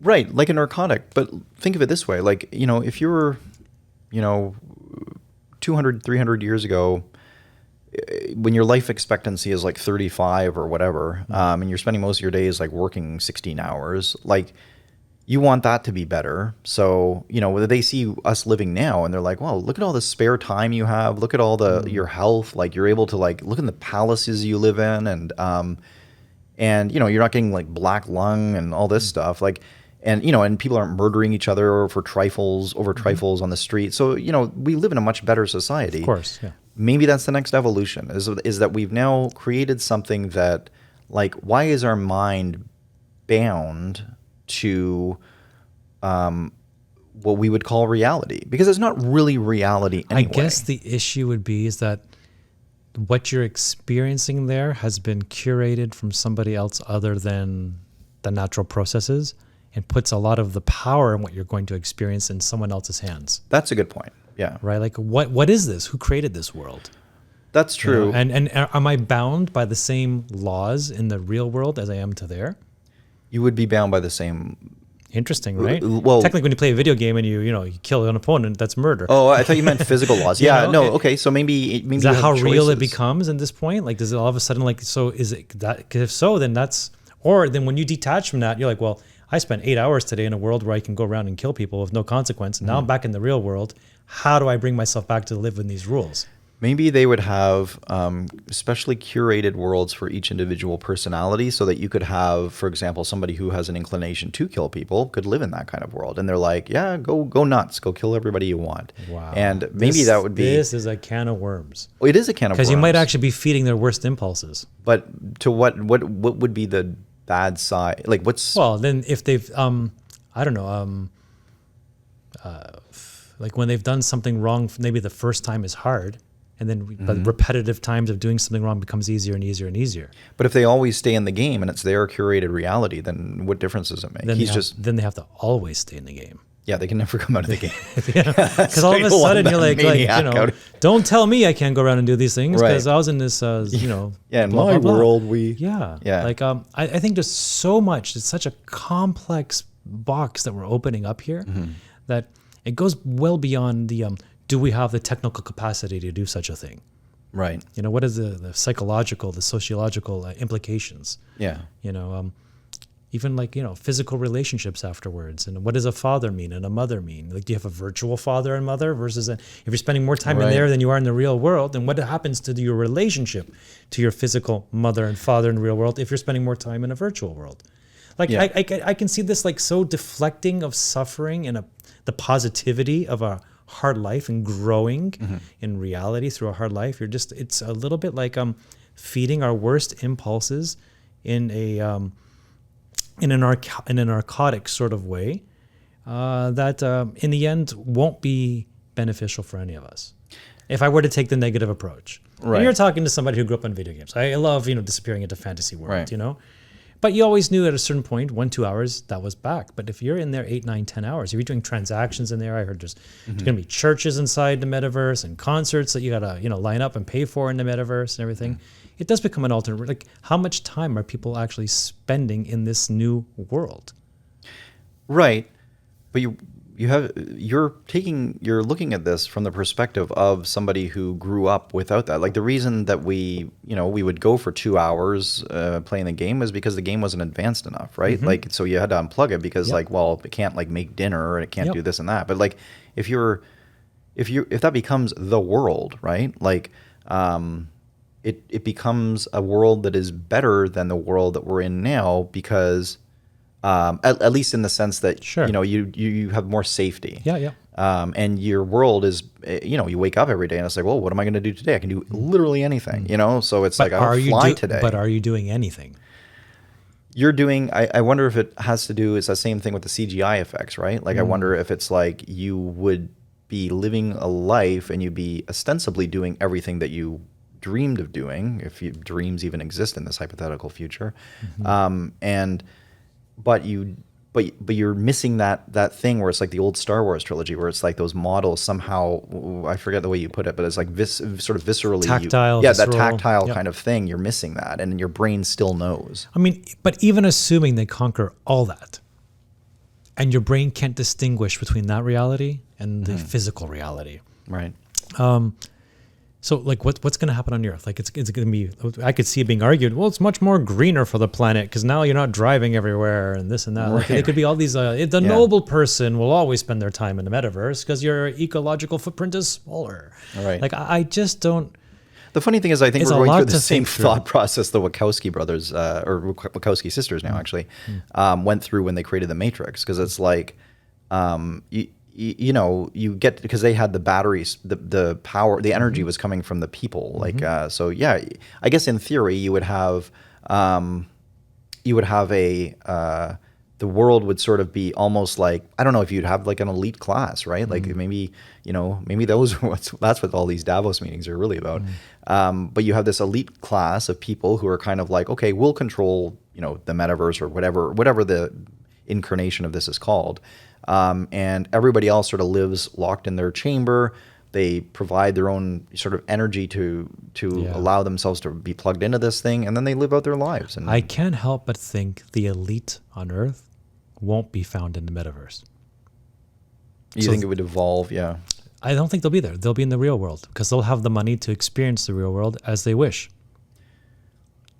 I think it would be tempting to go into the metaverse. Yeah? Yeah. I mean, I say that not. I mean, I'm not really a video. Or does game it become person, some sort of, when it further evolves, like 100 years from now, where you Yeah. don't even need to have food and water and whatever else, like Yeah. you can literally just be plugged in all the time? Does it become some sort of digital prison? And you think you're having everything. Why make the prisoner suffer? Hey, why- I will allow your prison to be your dreams as long as you get out of the way and let the Right, elite right. have the planet as they wish. And maybe it would be, again, like Cypher in the Matrix, where it's like, I feel like people who listen to this think all I do is like watch movies and read books. Like, but it's I've only seen it once, and it was 20 years ago. But yeah, Oh, yeah. somehow you're reminding me of a lot of it. Yeah. But where he's like, oh, I just don't want to remember anything. Put me back in the Matrix, but I don't want to remember. Like I think there would become a point where you would have to say like, okay, I'm in this metaverse, but I don't want to. I want to think that this is real. Yeah. That's the final kind of hurdle, and then Yeah. you just like divorce yourself from reality. And how about this? Or maybe we're in that. You know what I mean? Who's to say we're not in a simulated reality right now? Like, I could make an argument that we are. You know? And to my point again about the ancient mysteries, when you get to peek behind the curtain, Mm-hmm. or are you just peeking at like outside of your metaverse for a brief moment, and then you're back into your own little personal, what we think is reality here. Right. And you're like, oh no, there's actually, something else beyond that, and I'm coming back. So yeah, are we in a simulation and the real world is somewhere else? We get to peek behind that curtain for a brief moment? Or is this the really real world? When I was a kid, I used to. Nevertheless, sorry to cut you off, Yeah. none of this feels like it should be in a digital form. Maybe that's what I'm finding. I feel like digital is it's dependent on power. It's dependent on who makes it, who creates it, what world are you stepping into? Whereas the other, like, is this, like, to your question, is this reality? Mm-hmm. Yet, as far as we can tell, it is the tactile, organic form of it all. Well, but what do you mean digital? Like, I mean, so is your problem with the sort of the practicalities of whether the power? No, would be just is retained, the or? digital one like something like we're in a simulation, but it is, let's say to your point, this is a simulation and the table in front of me is not real and this and that, but it is so hyper advanced and so tactile, or so born from organic matter in a sense. Right. Like it's just on a completely like a 12-dimensional model of what your greatest fantasies could be with the digital version of the metaverse. Yeah. And at the end of the day, no matter what you do with the digital metaverse, it's going to be nothing but a cheap copy of reality.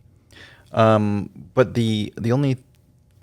No, I don't think at the end of the day. I think right now that's what it would be like. But Okay. you've got sort of VR, like virtual reality, will continue to enhance or, grow. And making those things more, But you making can't be- reality more real will But be a you can't priority. be born there. Like you grew as an infant. You came from Right. organic matter here. It's, But as far as you will have been born there. So like you'll experience the birth and everything, and then if you have like a new lifetime, like I'm saying, like this is down the road a yeah, little no, bit, I love but it. would be It's like out there conversation. yeah, you'd start to have this, multiple lifetimes where you'd have like, and at the beginning of a new one, you'd kind of get your slate wiped clean. So it's like, there's a theory of the universe that is this. It's not like it's a big bang; it's like a contracting universe. So like we did a big bang, but then it contracts, and there will be a point where sort of one of the theories is that the gravity will eventually pull us back in. Like we're still right now, or the momentum is we're pushing out, but eventually it'll come back in. Sure. There's a theory that this has already happened, a ton of unlimited amount of times. So we've already had, this conversation. We've already gone through all this, and then the universe has expanded and it's contracted and destroyed everything, and then it's going to do it again and again. And we just kind of repeat the same thing. But it's still right? born out of the organic world rather than the digital world. But you're There's something about the digital part makes it seem, no matter what we can perceive it to be artificial.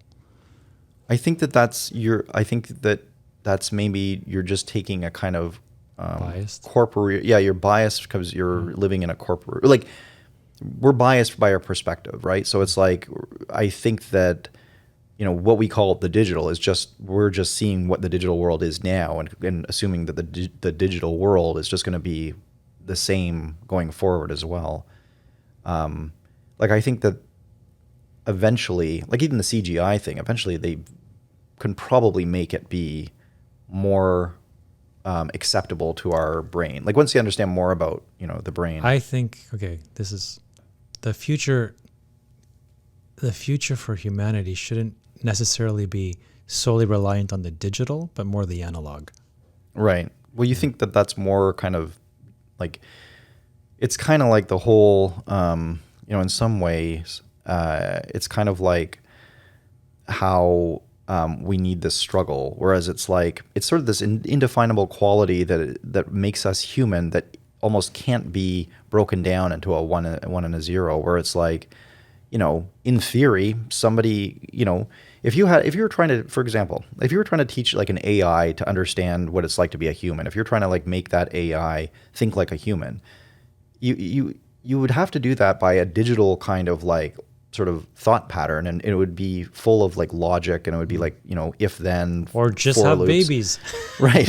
No, but if you had that and you're trying to teach it how to become human, it's going to follow a path of like if then, like else. That kind of thing, right? Yeah. So I'm sure that there would be like computer scientists, it's like we're well past that. But really, it would break it down to a logic pattern. And how would you explain to an AI? And I'm asking this question, like, how would you explain to an AI that it is a bad thing for a human to be like, for example, to walk up a mountain? That is a negative, because you get tired, it's stressful, like it's physically stressful. Okay. How do you explain to an AI, but it's also kind of good? That it's good in a way. Like, how do you explain that? I'm sure you can create some sort of algorithm that will factor in a certain amount of suffering in order to find the optimal amount of reality, sort of thing. That's the kind of thing that makes me hesitant about this, where I think that like that kind of thing, because it's a conflict. It's a conflict of like if you think about how you would teach an AI that kind of thing, like I don't know how you would program that in. Like what is it? Like 20% suffering is okay, but 40% isn't? Perhaps an individual to the person and where they are in their life and their weight and everything else. You could do all kinds of crazy metrics. Yeah, but so then how would you even define suffering? Like what is like 20% of what kind of suffering? Like is it 20% suffering if it's just like you every day, like, maybe like for every 100 times that you go for a run, it starts raining like 20% of the time in the middle of it? Like, is that good? Like, there's no real need to put that kind of suffering in there, is it? Like, I don't know. Infinite amount of questions and infinite amount of answers. I guess we're getting probably too far. But going back to the digital versus like, the real world, the analog, let's say, world, I guess even if, to your point, this world that we're living in now is a simulation, we simply have no idea, in a sense, who the creator really is, and if it's really a simulation or not. There's a certain amount of faith that we have to take on that this is reality. Right. Even science has to have a bit of faith, because how can you really prove that we're actually living at this moment, in a sense, right? You're starting with a bit of faith from the very beginning. Imagine how disappointed you'd be if you were like fervently believing in God and everything, and you realize it was just Mark Zuckerberg. Well, that is a little bit to my point. In the digital world that you're advocating can become as imperceptibly like the same as we're living in now. But at the end of the day, we know at this moment that it will be created by corporations and money-making mechanisms and whatnot. Right. And that just doesn't feel in any way right. That's a good point. If this is a simulation now, we're so far removed from the person behind the curtain that for all intents and purposes, it is reality. Okay, I have one more question to follow up on with that, and it's because I know we're really off sort of straying here, but what if you had something where society itself created the structure? So you have a decentralized kind of structure like the metaverse that is created by some sort of weird voting block on the blockchain. Assuming we know what we're creating. Again, if we've been here for billions of years, this has been a process that's been happening in a sense, creating that algorithm perfectly, adding all the little metrics on over billions of years. Yeah. And to say that even as a collective 7 billion population on Earth, we can come up with some sort of a perfect world to create that's completely equitable. Yeah. I just don't, I don't know. I feel like it's a trap. In the end, it's going to be controlled by a select few who actually won't spend time in there themselves. Right. And it'll be very enticing and you will like it, but drugs are like that too. Yeah. Yeah, and drugs usually have a downside as well. And if we've created a world where like purchasing a house is nearly impossible and relationships are very difficult and affording to have a child is both a very expensive and a very hard thing, and you offer or you can step into the metaverse, you've created an out for everybody. An out that actually deflects from reality. Mm-hmm. And I just don't see how, again, if your spirit was asking for one shot on this earth, that's what it would have asked for. Well, or what if that same spirit is asking for the one shot, but it's like a genie comes out and is like, "What do you wish for?" It's like, "I'd like 1,000 more wishes." You know what I mean? Yeah, I suppose so. It's possible. All right. But yeah, I just it's not my instinct says it's not going to be a healthy way to experience the one shot you have on this earth. Yeah. Yeah. Yeah, I think as humans we do have to rely a lot on instinct as well. So anyway, we should probably wrap up the metaverse stuff now. I didn't. I guess it went down a bit of a rabbit hole. I find that stuff, talking about that kind of thing, really interesting, because I really feel like we could really be living in that now, and I mean that in a very real sense. I don't see how you couldn't conceptualize what we're living in now to be some sort of simulated reality. There would be nothing that could distinguish it. I mean, we have that sort of inherent belief that we're living in the reality, but sort of experimentally with with quantum physics and also just our knowledge of complex systems kind of implies that we can't be so sure that this is actually real. But anyway, I'll leave it at that. Yeah, so the whole point behind this is to I guess that gets a little more sort of cerebral and hypothetical. Like, really, we want, people, even if you want to just live the best life that you have for the time that you have, and you sort of how do you make the most, I guess, in your opinion anyway, sir, how would you make the most of a life? So you're just, whatever age you are, whether you're middle age or I don't know if that's something that actually be broken down. Like, is it too late sometimes, or can you? No. I'm a diehard optimist. It's never too late for anything. Okay. For real. Okay. Why? Well, that's reassuring. Yeah, no, just because I say it with authority. No. Why would anything ever be too late? No, I know. I just. Well, you think, I guess I think of it in terms of like changing your career, right? Like, people will be like, oh, you can do whatever you want, whenever you want. It's like, you can't really. Like, there's certain professions that start slipping away after a certain point, and it gets less and less realistic to change your career to something. But yeah, I guess this is not necessarily like that. Like, you can. Well, being more practical, and I've experienced this myself, and it's made me a little more conservative as I got older. But the one thing you have in abundance when you're younger is the one thing you don't have when you get older is time. So you have time to recover from any, like you said, leaps that were a little beyond what you should have done, sort of thing. And so that's great. And that's why I think you should really try to front load your life with the more bigger risks earlier, because you have time to recover from them. And as we get older, we have simply less time. So you have to be a little more careful with your decision-making processes. And hopefully experience will help you make better decisions at that point. So yeah, what was your question though? Well, whether age is a factor in sort of, so you're about to, I think, go into some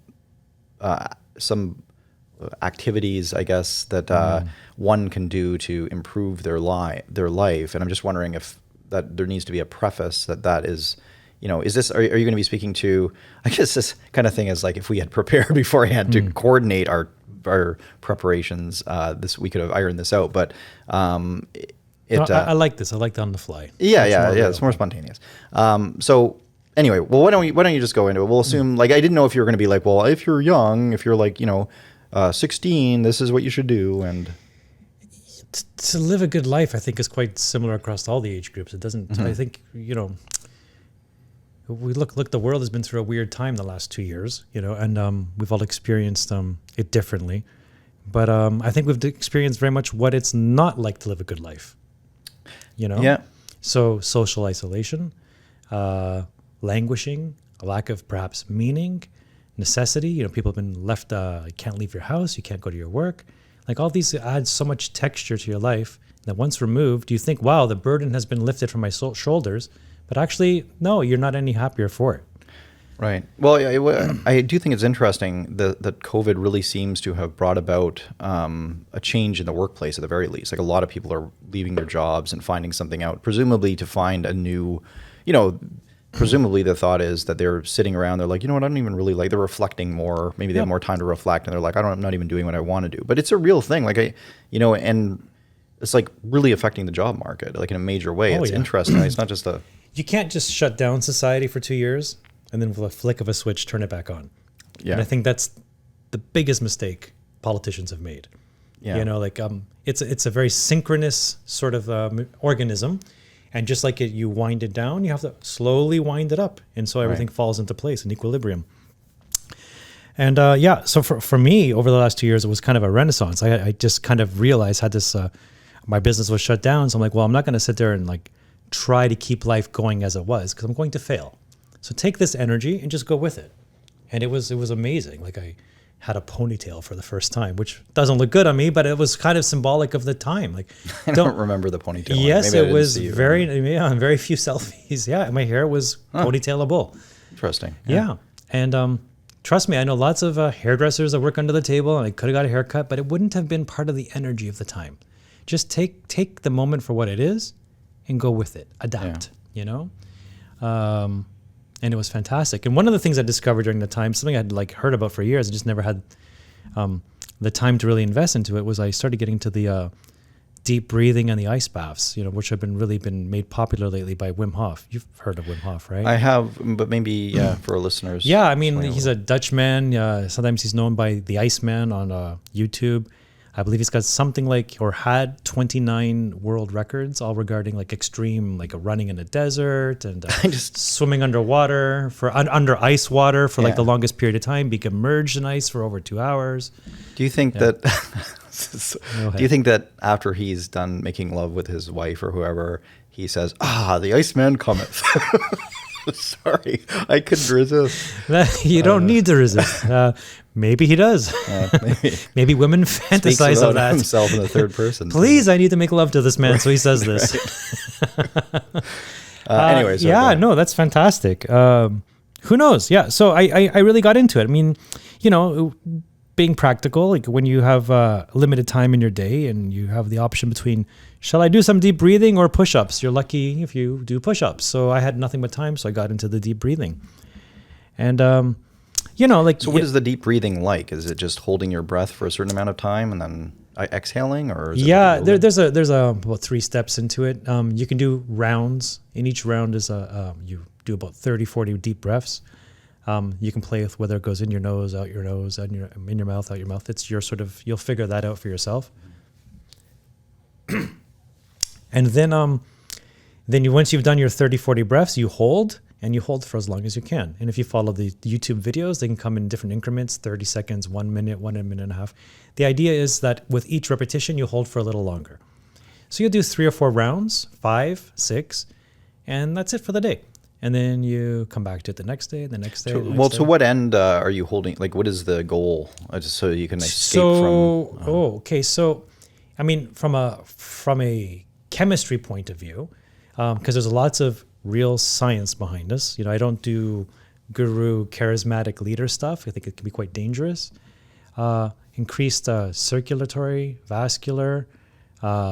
So you're flexing the kind of blood vessels almost? Or? Yeah, you're and the final goal, the most unbelievable scientific discovery that came out of this is that our autonomic system is not so autonomic or automatic. We can actually control it, and this is groundbreaking. So is that like talking about circadian rhythms and stuff like that? And no, more like, you know, controlling dopamine levels and adrenaline levels and stuff in your body. So like, you know, if I said to you as we're talking here, raise your heartbeat to 80, you can't do that. That's your autonomic system, right? Or give me a rush in your blood now of adrenaline. Right. You can't do that. That will happen if a bear jumps out in the woods. It just automatically happens. Well, all these processes that since the modern creation of science, we thought they were just automatic processes, are not so automatic. Well, you could increase it by, like, you know, going for a run or something, right? No. Just sitting and just sitting here. With the power of your mind. Oh, okay. Yeah. All right. But are the breaths involved in that, or is it just... So the way I experience it is it's like through a physical means, I'm learning to use my mind to control my body. So I don't know if I could ever just get my mind to control my body, but when you experience independently what your mind is and what your body is, through the breathing. This is my big sort of revelation. It took about a year and a half to get to this point, but I realized, always hear your mind and body are one. But and they one in the sense they're connected, sure. But I did get in February up to my highest. I was able to hold my breath for over 6 minutes. That's unbelievable. And when I started a year ago, anybody can do it. And when I started a year ago, it was like, wow, 30 seconds, a minute. That's pretty far, right? That's crazy. I've never held my breath for a minute and a half. Wow, this is unbelievable. Mm-hmm. So, but I don't hit it 6 minutes each and every time. And the thing that I've noticed is that the more focused my mind is on my breath work, and then where I put my mind when I'm retaining my breath, has a direct influence on how long I can actually hold my breath. So then I start to see my mind and my body as actually separate entities. Like my mind, this invisible, incorporeal sort of thing over here, is able to control my physical body. So kind of like when you look in the mirror and you see yourself, but you can't see your mind, I was able to sort of experience the mind through the deep breathing. Okay. I know it sounds completely out there, but it was that's what I felt and what I experienced. So that becomes a form of meditation where you're kind of physically putting yourself into a meditation. Right. And I'm too hyper to just I'm going to sit down in the morning and meditate for 30 minutes. Not really my natural way of being. But when I do the actual physical breath work and then hold, I'm physically putting myself into a meditation, and it's fantastic. And then basically, I think, as Wim explains it, you start to actually your frontal neural cortex, you can sort of also just deflect things. Like there was one science experiment in Europe, they injected him with a neurotoxin, I think it was E. coli, and they had done this over 19,000 times, and they know that you should now have an immune response that will increase you're going to have a fever, you're going to have a headache, you're going to be short of breath, all the usual symptoms. And they injected him, absolutely nothing. So wow, how did that happen? And they checked his blood work. He was able to make his adrenaline spike and suppress his immune response. So therefore, he didn't experience these symptoms. Well, did he get E. coli then if he suppresses immune response? No. So then good question though. So then they did a 12-person experiment, and he trained them, I believe, for about 10 to 12 days on how to do the breathing. And I believe there was also the ice cold baths involved as well. So what's the deal with the ice cold baths? You just go in them? I'll get to that. Okay. But the interesting thing is that in just 10 days, all 12 of the participants in the study at the university did not have an immune response to the E. coli when they were injected into them, which proves that in a very short period of time, your body can be very easily trained. Okay. We've become a little too soft in this modern world, and we've become detached from the wild animal that we once were. Right. So yeah, in this case, you're able to control your immune response to a toxin, which, in the age of COVID is quite interesting too, right? Yeah. And not just COVID, anything that comes along, you're just looking for overall health. But I found that amazing, and just feeling myself grow. And I've always had light asthma this year. Last year, I didn't experience any asthma whatsoever. My allergies have been diminished this year. I don't know if it's just a good year or not, but I'm watching it. Yeah. But and then going to the cold, there's two main ways. You can either really go into an ice bath or into a cold lake, or as I do, I just take a very cold shower. So what you do is you take a regular hot shower, and then for the first week, you take 15 seconds at the end of your hot shower. You do freezing cold. Right. You're gonna hate it. You're 15 seconds. Just 15-second blast. It's terrible. Yeah. But next week you're gonna try 30 seconds, and you're gonna hate it a little more. This. Why am I doing this? Sounds great. But then you go a little further, and this is where you're pushing through. It's like going to the gym. You hurt when you do it, but you have to wait a while to see the effects. So then you hit the point where you will be in there for a minute. And okay, actually, it's the process of getting cold that is the part that hurts, not the actual cold once I've gotten used to it. Right. So now you're in there for a minute. And then I stay about 5 full minutes now at the end of every shower, and I do a freezing cold 5-minute shower. Yeah. And each and every time I still kind of go, am I really doing this today? You may take a day off. And I just don't talk. Just do it. Yep. And just Don't go think right it. for it. Yeah. Don't just go. Because you'll talk yourself out of it otherwise. And as soon as I do, because I've been doing it, your body knows how to adapt. And this is very good for your vascular, your cardio, and you get a massive dopamine hit. So for people who have anxiety, depression, and even new research for Parkinson's. So there's nothing but health benefits from it.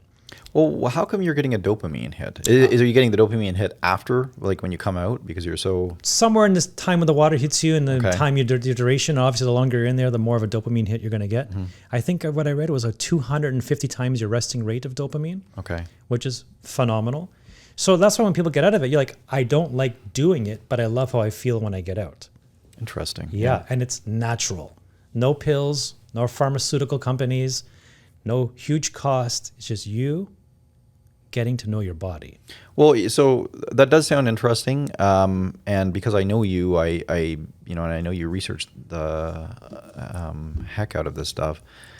Trying to keep the curse words down, so you're going to hear a lot of hacks.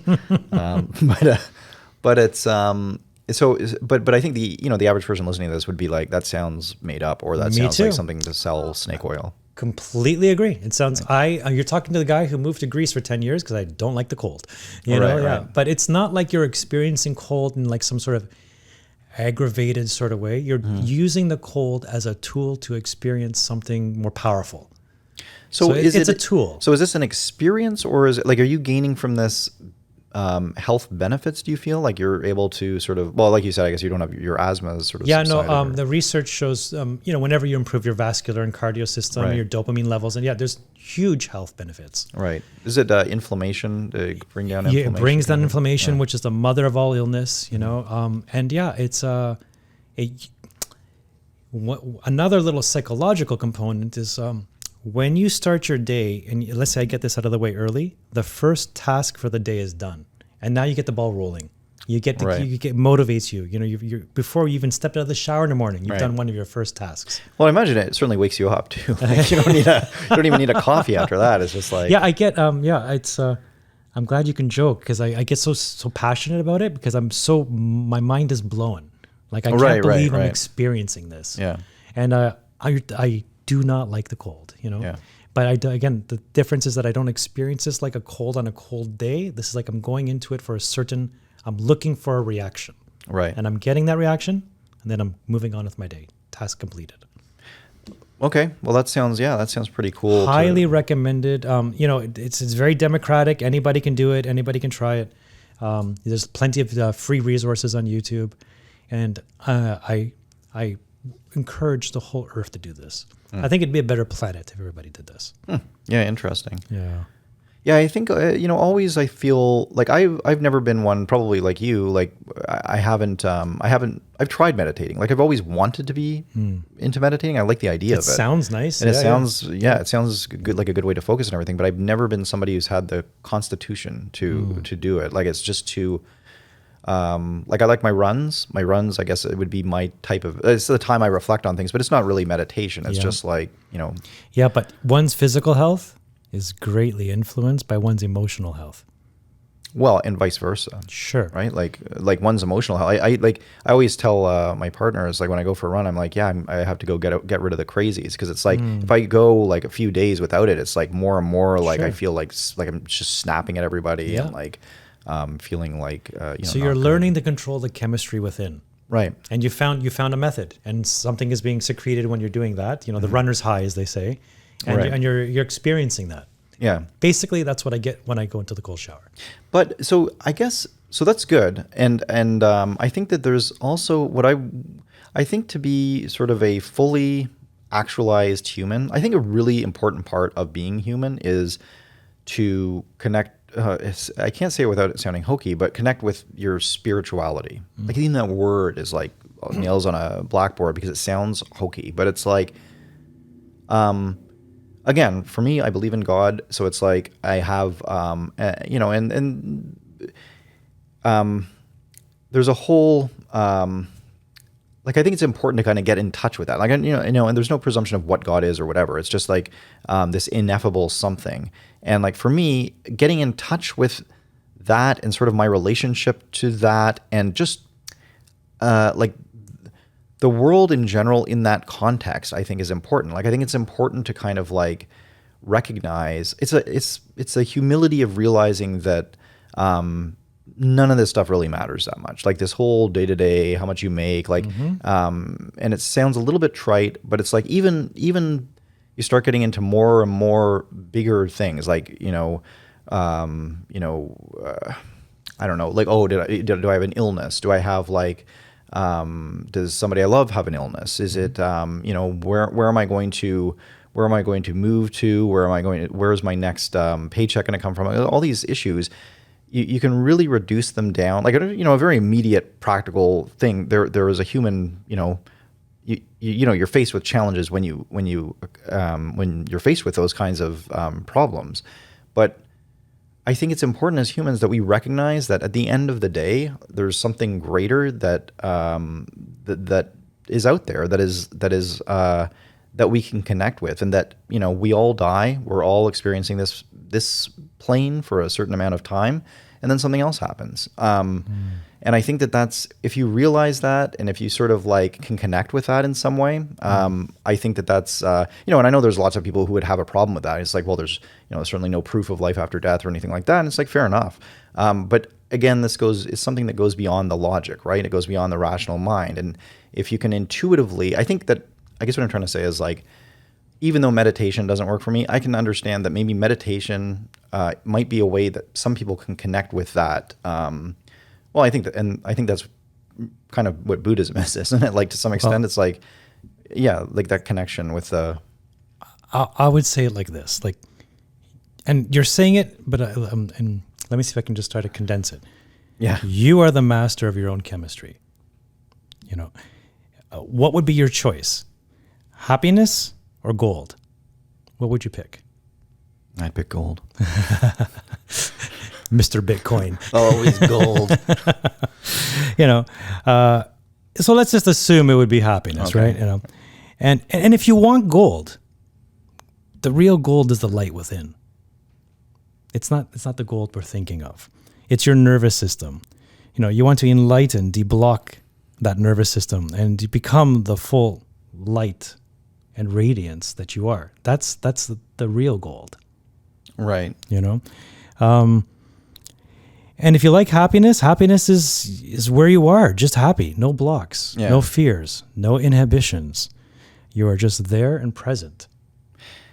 You know, and you hear that all the time with this sort of the mindfulness, like the mindfulness, the idea that you always are sort of conscious of yourself. And there are sort of breathing exercises where it's like, and I don't know if the Wim Hof thing, if you focus on this, but I know in meditation, you know, it's kind of like, you want to make sure that you're always conscious of your breathing, and you're conscious of being there in the now. And there's some, was it John Kabat-Zinn or somebody does something where it's like, you know, you lay down and he sort of talks you through, okay, now feel your toes, and then feel your ankles. And then you're really supposed to think about that part of Get in touch with your body. Yeah.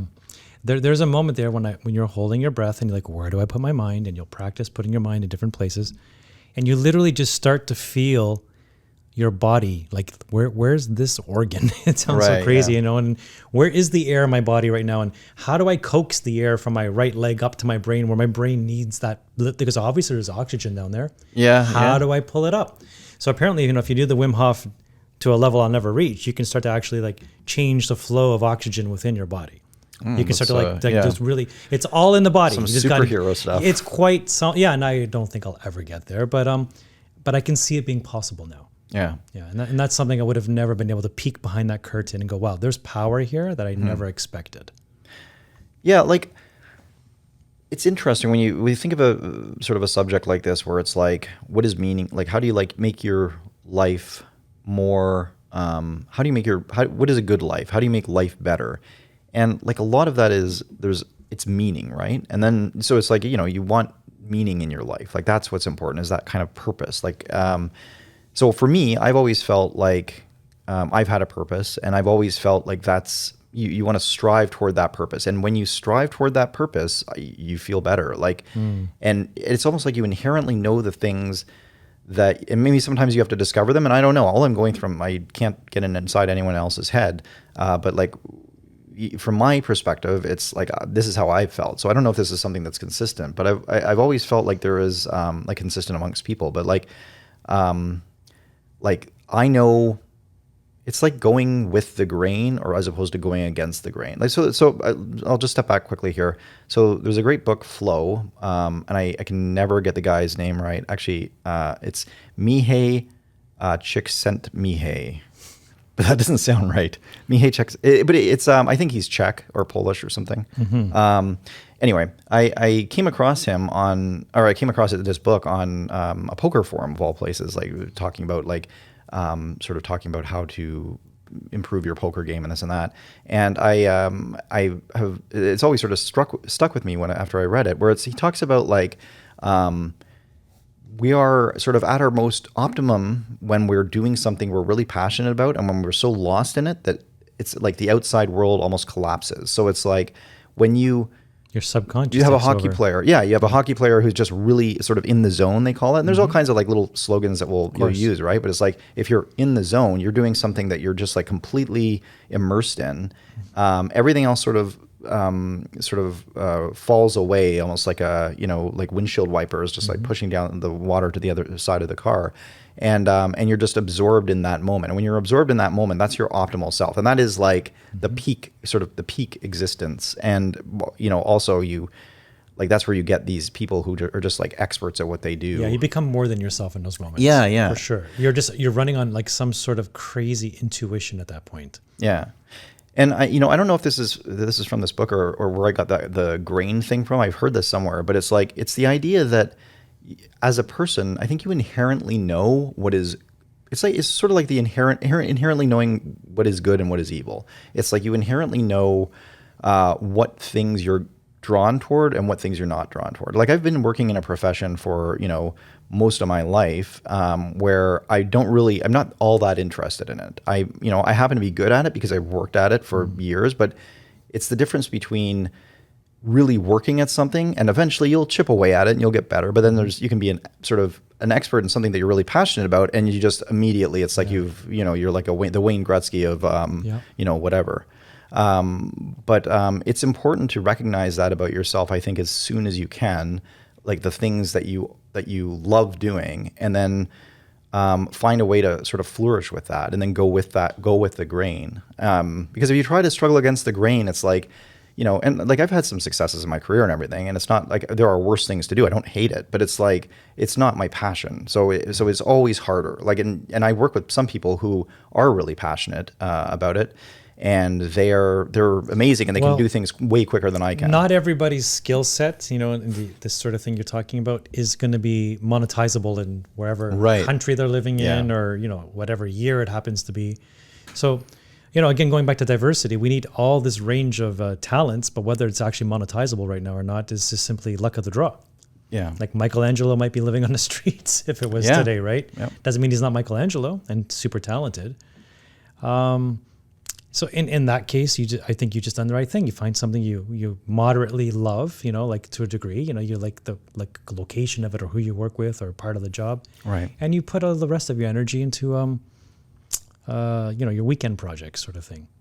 Yeah. Your love doesn't have to be your work. True. Sometimes I think that's a bit of a red herring of sorts. Like, live your dream. It's so Instagrammable, right. And if you can, and if you're lucky enough to, that's fantastic. But then reality has to kick in too. Yeah. Although I will say that it's you got to respect the people who really are dedicated. I have somebody I know who is, he's a pilot. He actually teaches pilotry now, whatever, being a pilot. And but he's always known since he was a kid. He was like, that's what I want to do, and he's just followed it. And right now, I don't know money wise how much, but it's hard. Like you really have to log the hours, and then it's like you just build up. And there's it's a small pool at the top kind of thing. We're flying the big like 767s, and like so you get like. So you're not guaranteed a really good outcome. Like you might be flying some bush pilot thing. So it's like, but that's a passion, right? And you have to respect that. Like it's like, oh, for sure. People who even can manage to eke a living, like writing is sort of the thing I would say that I'm best at, and and this isn't like I'm not trying to be regretful or whatever, but like I think people who are really dedicate themselves. Like had I just sort of done that, I would probably be very poor right now. Which I kind of am anyway, ironically. But if I really dedicated myself to that, maybe that would have just been a more fulfilling life, Although, to play devil's advocate, I would say I have ultimate respect for somebody who does a job they don't particularly like and put their passions aside because they have a family to raise. I think that is such family a complicates sacrifice. things. Yeah. It's such a sacrifice, and like that is incredible. That- It's so, yeah, self-sacrificing. You know, Yeah. and so yeah, in an idealized world, sure, but this is, you know, the real world, really real world. But I think as we've proved in this show, this isn't the real world. Yeah, I don't know. I think, yeah, that definitely, if you have kids, that complicates it, because you've made a choice to, really just kind of put your life aside for Or someone else's. dedicated to looking after your parents as they get older, or just even a spouse. Like, Yeah, just, there are other things. there are yeah. other things other than like my own personal passions that I'm going to have to put aside in order to help those around me. Yeah, or maybe your personal passion is helping people around you, right? So Well, that's there you even go. better. It's, Yeah. no debate needed at that Yeah. point. So you get into then. I think a lot of people fall victim to this when trying to kind of search for what is a good life, and you get into that whole idea of hedonism, where you basically want to sort of accumulate as many pleasurable experiences as you can for as long as possible, and it's sort of this almost. Well, it seems like a very sort of selfishly motivated, but at the end of the day, we are all kind of selfishly motivated to make our lives as good as they can. So do you think that there's some validity in hedonism? Nope, I think it's awful. Okay. Let's see that. Next topic. Yeah, no, because I think it's very ego driven, very self-centered. Because when I hear that, I hear like you're willing to sacrifice duties towards others in order for your own pleasure. And therefore, if you want to use the word evil or sin or whatever kind of word you want to throw in there, it's really putting like pleasure first, yourself first, your ego first. I really don't like anything to do with it. Why? And it takes away the suffering that we said earlier is such a powerful and necessary part of becoming the person you're actually fully supposed to become. Well, but we do. So we say that though, and I mean, first of all, I agree with you. I'm just more playing devil's advocate here, but it's because I can't necessarily think of the reason why I think that that's such a bad thing. Like on the surface, like our primary duty should really be to ourselves, shouldn't it? Like we're the ones who are supposed to be making our lives better, and to make our lives better, like if you want to enjoy yourself, isn't pursuing a hedonistic lifestyle the best way to do that? No, I would say my role on earth is to make those people around me better. Well, who has endowed you with this role though, like this purpose? Like where are you coming to that conclusion that you have There's a sense of morality to it. Like it's your tribe, so I'm only going to be as good as my tribe. So there's a certain evolutionary underpinning sort of principle here that I need to look after my tribe in general if I want my own genes to be able to propel themselves into the future. Because no one person's going to be able to do that on their own.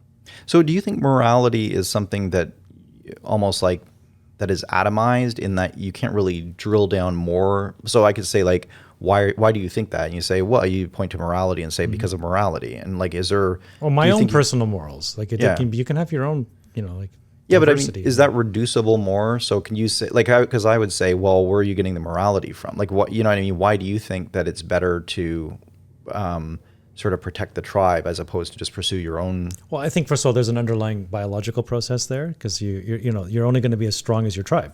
Like it's just what we've always. That's why we have nation states or villages or that sort of city states. Everyone. It's just always been like that. We've always looked at our small cluster around us, and made sure that they were not being out-competed by surrounding other communal structures. But wouldn't hedonistic tendencies be a biological process because we would be looking out for number one?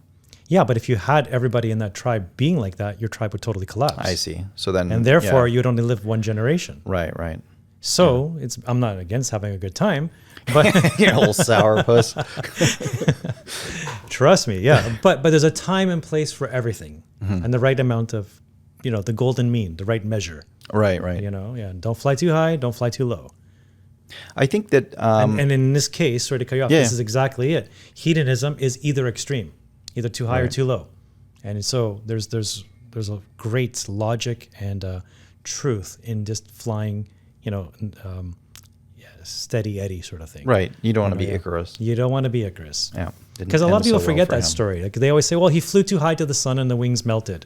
Yeah. But the second half of that was Daedalus actually told them, but also don't fly too close to the water because the waves will splash up, weigh down your wings, and then you'll crash. Find the sweet spot. And so I think everything in life is about finding a sweet spot. And hedonism is nothing about the sweet spot. Right. It's going to be either or extreme. Right. Yeah, that's a good point. Yeah, I think that. So I think back to Marquis de Sade, who I think had a pretty vivid imagination, but obviously very. I think he called it libertinage or something, but it's basically hedonism. It seemed like to me, and I think that you see. Because I would think like I forget when that was, like the 18th century or 19th century, but you sort of see that now. I think more and more online. Like I don't know how much you know about modern day, like more and more youths are sort of staying in, not sort of forming relationships, and like it's almost like dopamine hits going online, and they're like meeting people, and there's just a lot of kind of how do I say this without violating some sort of explicit lyric. There's a lot of amorous, a lot of masturbation. I think that is just like where it's just where it's kind of like very self-involved, very sort of indulgent, I guess. Where there's no like backbone of like a relationship behind it. Now that's not to say that like obviously, like I think the online world now is taking this sort of to the next level, whereas we didn't used to have that in society. Like obviously there's always masturbation, but like things have become so sort of almost fetishized now that it's almost reaching this kind of perverse level of hedonism that I think has been kind of technology was like a lot of the reason for. Well, you're drifting back into the metaverse here. Yeah, I know. Well, because you start, I guess you see where I'm going with this. Like, you get the metaverse, then it's like what's to stop everybody from just like sort of deteriorating to like full blown hedonism? There won't. That's exactly why I think it's wrong. Why would you not live out your fantasy? Why would you include in the metaverse, going back to that, a certain amount, willfully on your own accord, a certain amount of suffering? You have completely blown out the golden mean completely when you do that. Well, but the argument would be like, but why shouldn't people be able to live? I mean, because it's not a good way to live. I'll tell you something. Okay. In the last few years, like polls have showed that more and more people are feeling lonely. And just before the corona crisis, 30% of the world reported in not having at least one meaningful relationship. 30% of the world Yeah. reported in not having at least one meaningful relationship. So they don't have at least one? Yeah. Oh, wow. Before the corona crisis. And the problem is so strong, it's very, very strongly correlated with the amount of industrialization. So again, if you want to take industrialization to the, digital, you're going to hit the metaverse. Right. So in the UK, Theresa May created, believe it or not, a ministry of loneliness. Huh, really? Because it's an epidemic. And in the US, the US Surgeon General reported that there was a loneliness epidemic. And it's these things that can be so destructive to society that then allow things that we've talked in previous episodes, like mass formation, to become even more and more powerful, because individually we're more vulnerable. Interesting, yeah. And you're craving anything that makes you feel included. Exactly. Now you increase that loneliness and plop yourself into a metaverse, you're even more amendable to any sort of mass formation moment, let's say. You lose your independence as a human being. Right. And that independence comes at a cost. There's suffering, there's going to be toil and hardship. But God damn it, you're independent. Yeah. And that's something that the elites won't put themselves in the metaverse, not for very long. They won't give up that independence. Yeah. Interesting. Yeah, no, that's you can see it. It's funny just sort of reflecting on it, because like I think the average person, we're so much more aware. We're so much more like vocal with our feelings now, and so much more able to, we don't feel the same sense of shame that we used to, I think, in sort of talking about a lot of this stuff and like how we feel like mentally, like and which is, I think, a good thing, certainly to a certain extent, but I do think it's a good thing. And yet, you hear a statistic like that and you think 30%, and that's just that don't even have one, So and like pre-COVID. Yeah. So, I mean, that's almost like, I would imagine you're almost at like 1 in 2. I mean, you could almost, even if you want to say, okay, let's just stick with those figures, you're almost at 1 in 3 people. So you could just go to your work or whatever. It's like one of these 3 people are desperately lonely. And you don't, despite the fact that, it's still okay, so you're okay to talk about this kind of thing, you still, you don't hear, I don't see numbers on that sort of reflecting like that statistic. So it's, I guess people just keep it inside. I'll tell you something. This is a bit of a personal reveal here, okay? All right. In my career, there's a certain skill set that's needed, and based on your skill set, you'd think in an altruistic world, if the higher you're skilled, therefore the more busier you'll be. And that's how I started thinking, well, obviously I need to focus 100% on this skill set because that's what's going to determine if I'm actually truly good at my job or not. And I've noticed over the years that unfortunately, the amount of work I'm been able to solidify is maybe based on like maybe 20% of it is actually the skill set of the technical job that I do. Right. The other 80% of which makes me, let's say, in demand in my industry is my communication skills because people need to talk to one another. That's how important it is. Right. Like literally it diminishes my skill set that I'm known as to maybe a 25% is why people come to me for that, because the other 75% of that retention comes from simply communicating with another individual in a way they may not get anywhere else. Interesting. And that requires me taking risks. I'm very honest. I've got nothing but good intentions when I talk to anybody, and I want the best for all of humanity, every shape, size, color, creed on the earth. But if I feel like I'm going to say something that might put the client out in a kind-hearted way, I still say it because I only intend the best. And guess what happens then? You're having a God-honest conversation. And people crave reality. They crave that contact. They crave the vulnerability that I'm putting myself into when I make that conversation.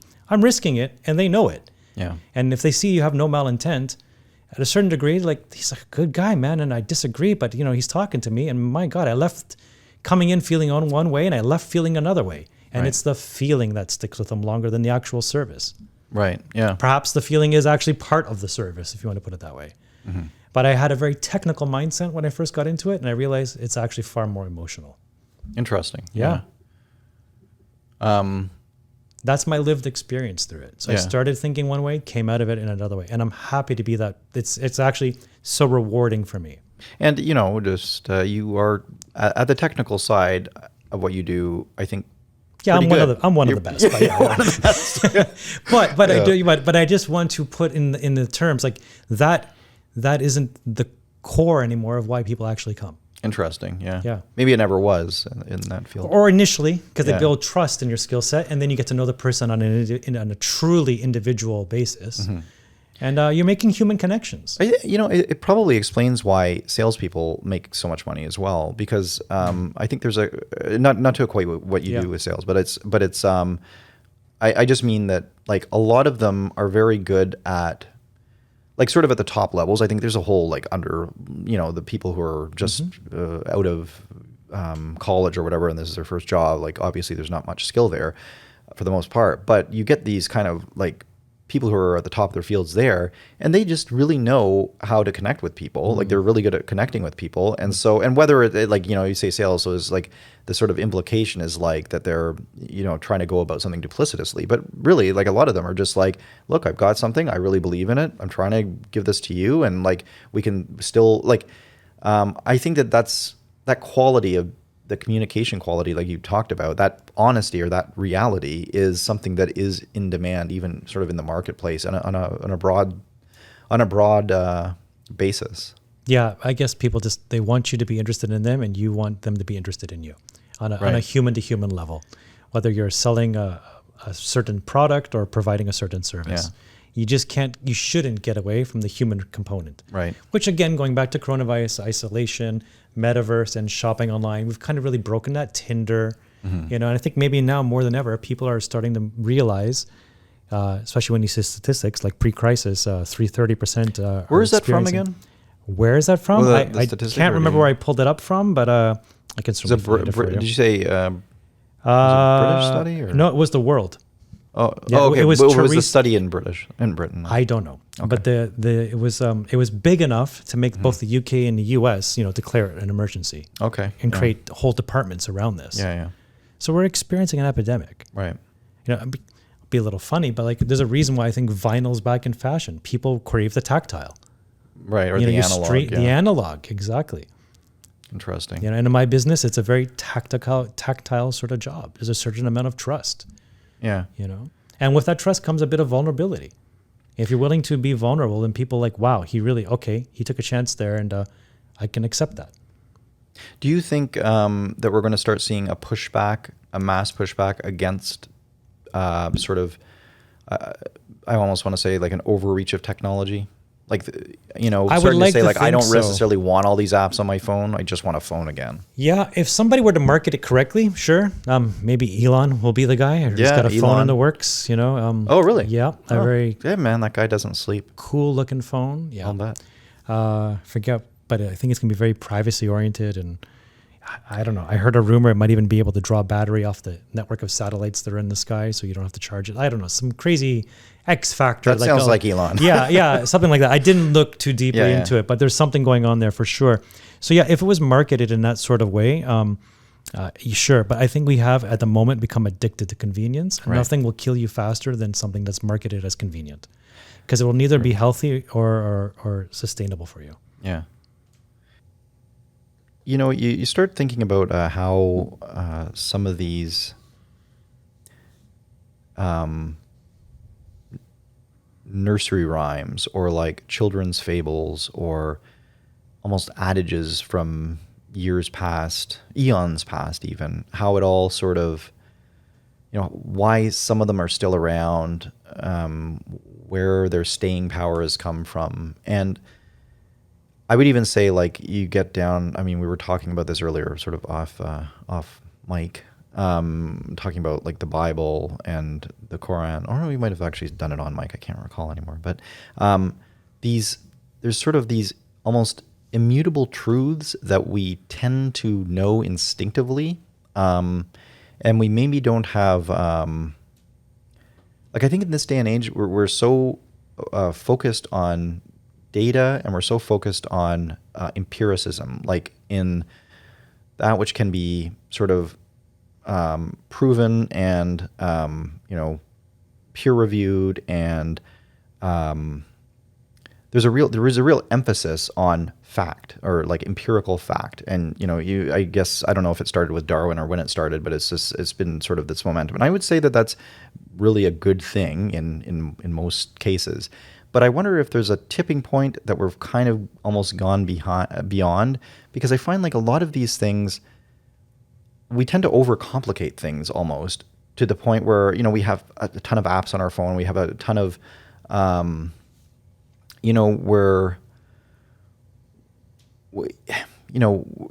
think about like, people talking about their sexual orientation or their gender and that kind of thing. And how people want to be defined, how people want to be perceived, how they're designing their sort of social profiles.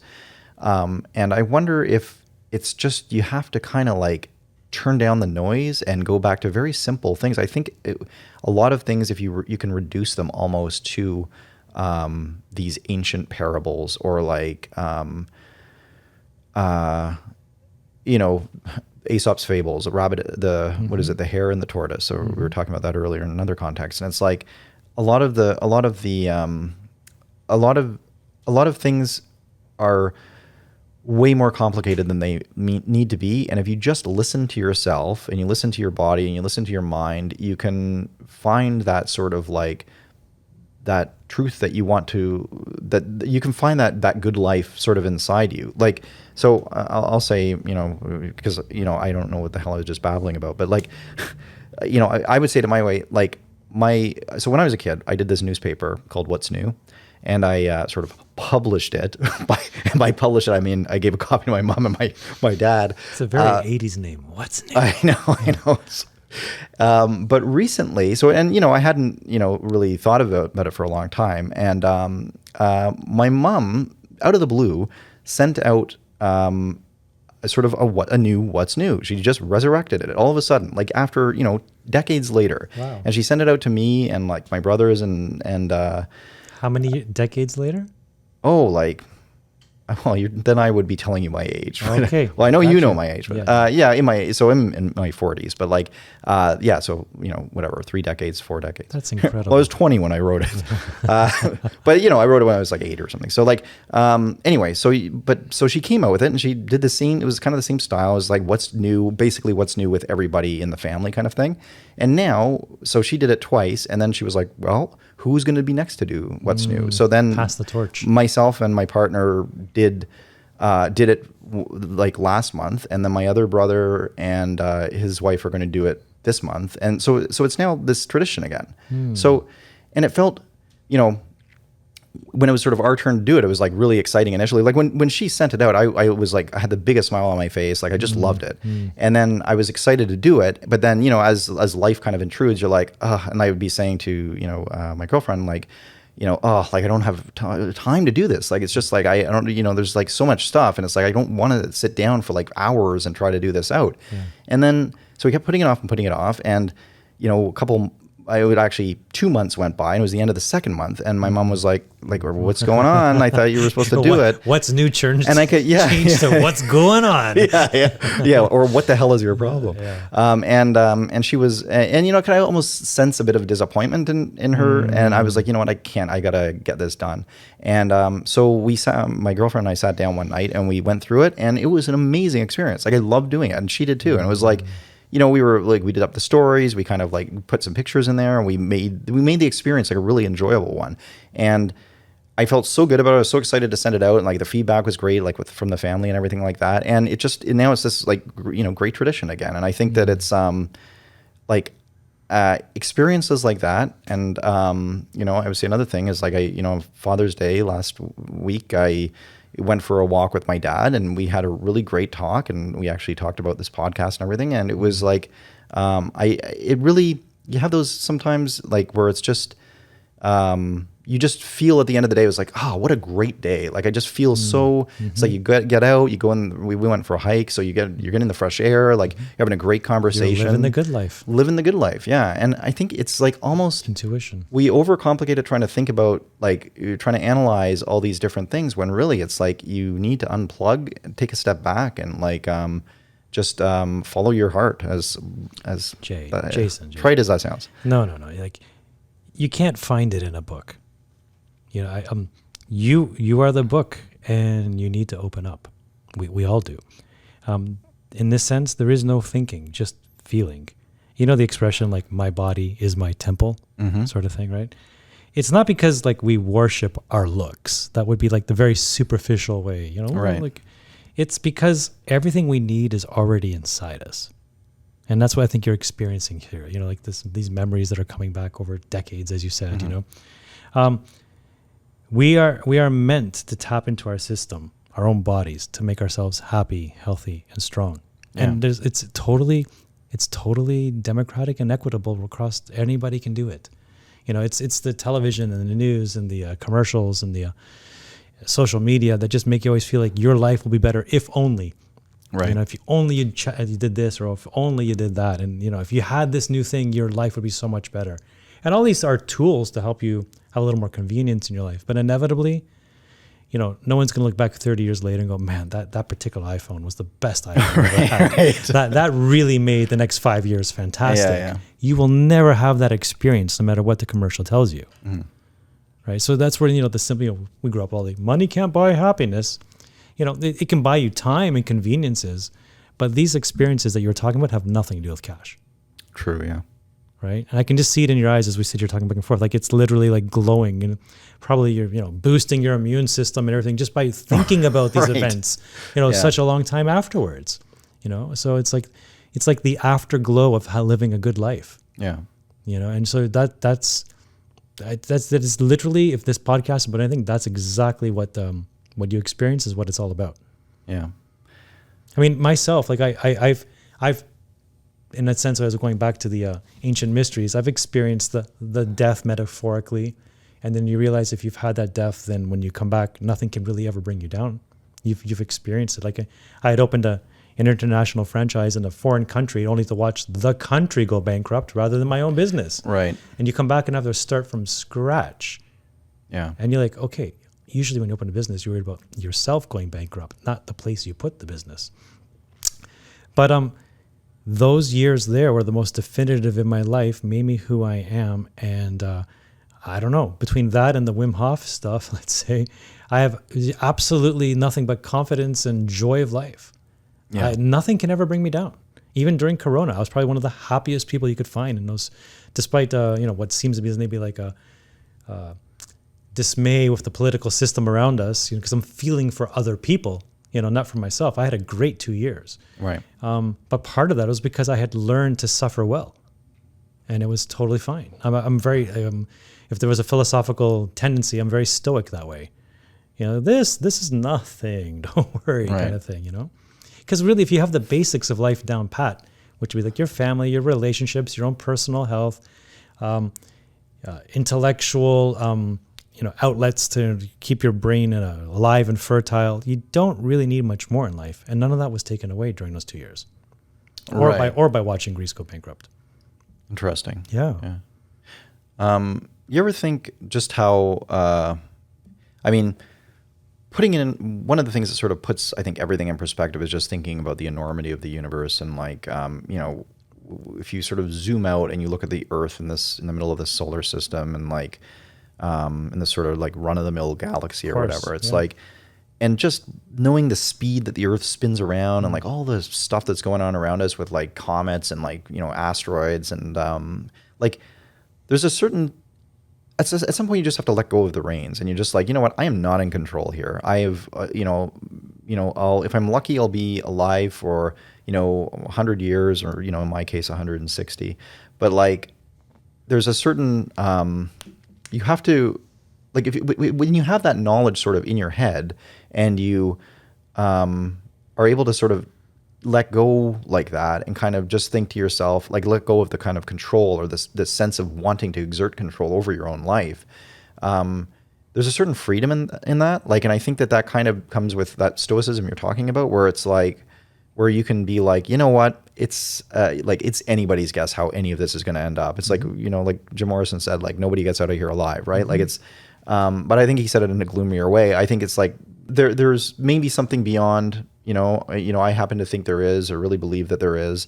But either way, like, we live in this world that's just abounding with mystery. And if you just recognize that, in the great span of, human history and like cosmic history, it's such a small blip that we're even here for, and it's so insignificant, macroscopically.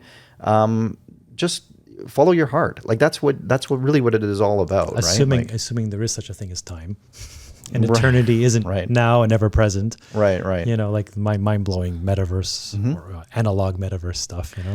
But yeah, for sure. Having a healthy amount of ego, but not too much ego. Yeah. And learning when to detach and just step back and have some humility in the situation we find ourselves in. Yeah. And it's just random luck that we're in Canada at the moment, and that we're in 2022, and the technological things we have around. We could have been born at any other time and place. Mm-hmm. Yeah, we could have been born at any other time in the place in the past or in the future. When you think of it, like, we right now probably consider ourselves to have got the luck of the draw, because we're, life expectancy is much higher than it usually is, or has been historically in the past. And who knows, in the future, maybe, we'll be living to be 3,000 years old or something like that. But I don't know. It sort of all comes out in the wash. It's hard to like gauge this stuff. You start talking about that stuff, and it's endlessly fascinating. I think we could just talk about like, time dilation and like physics and stuff like that all day. But we're wrestling with the same things, and probably in the past, present, and future, we'll always be wrestling with the same issues. Yeah. And isn't that interesting to think that, like, thousands of years ago, like, for example, the ancient Greeks were, these are the same questions, If you read through it, it's amazing how urban their questions and ponderings were. And then you look at some of the, going back to the ages, though, like Socrates, Aristotle, Plato, they all live into their 70s, 80s, 90s. Right. So I don't always buy into this whole, like, we live so much longer today. I think a lot of that has to do with infant mortality rates. Right. And if you got past the ages of 5, then you're, in a non-warring, southern Mediterranean, abundance of food sort of environment. Like, so far, knock on wood, like, medical science hasn't kept me alive. Like, my natural process. Right. And probably from the majority of people I know. Muddy England in the 1400s, a little different. Right. We've been wrestling with the same questions, and and that kind of brings me back. Like, is there even such a thing as time sometimes? 'Cause maybe we're just all part of eternity, and the present is like right now. Yeah. Like the eternity is now, because all these questions seem timeless. Right. We're literally recycling the same thoughts over and over again. Yeah. So is there anything else that we should? I feel like there's endless rabbit holes to this discussion, and I feel like we could, No, I think we've done pretty good now. Yeah, at this point, it might become more ramblings than actually solving problems. Right. Which we're more than obliged to. I have no problem to do, but I think we've covered a lot of ground. Yeah, it is a big topic, and who knows? An eternal topic, right? Maybe we can explore it again at some future date. But I do think that this is all interesting stuff. Okay, so let's wrap it up then. I hope everybody kind of gained something out of this, or like at least enjoyed sort of being part of this conversation with us, and albeit a very silent part. You really didn't contribute much. But we feel you. Yeah, we feel you, and certainly appreciate you listening. No, it's been a pleasure. I always enjoy these things. These are the kind of conversations for me that, like, this is what life's all about. Yeah, me too. I really enjoy this kind of conversation. I'd like to do more of them. Yeah. Okay, well, thanks, and everybody have a great evening.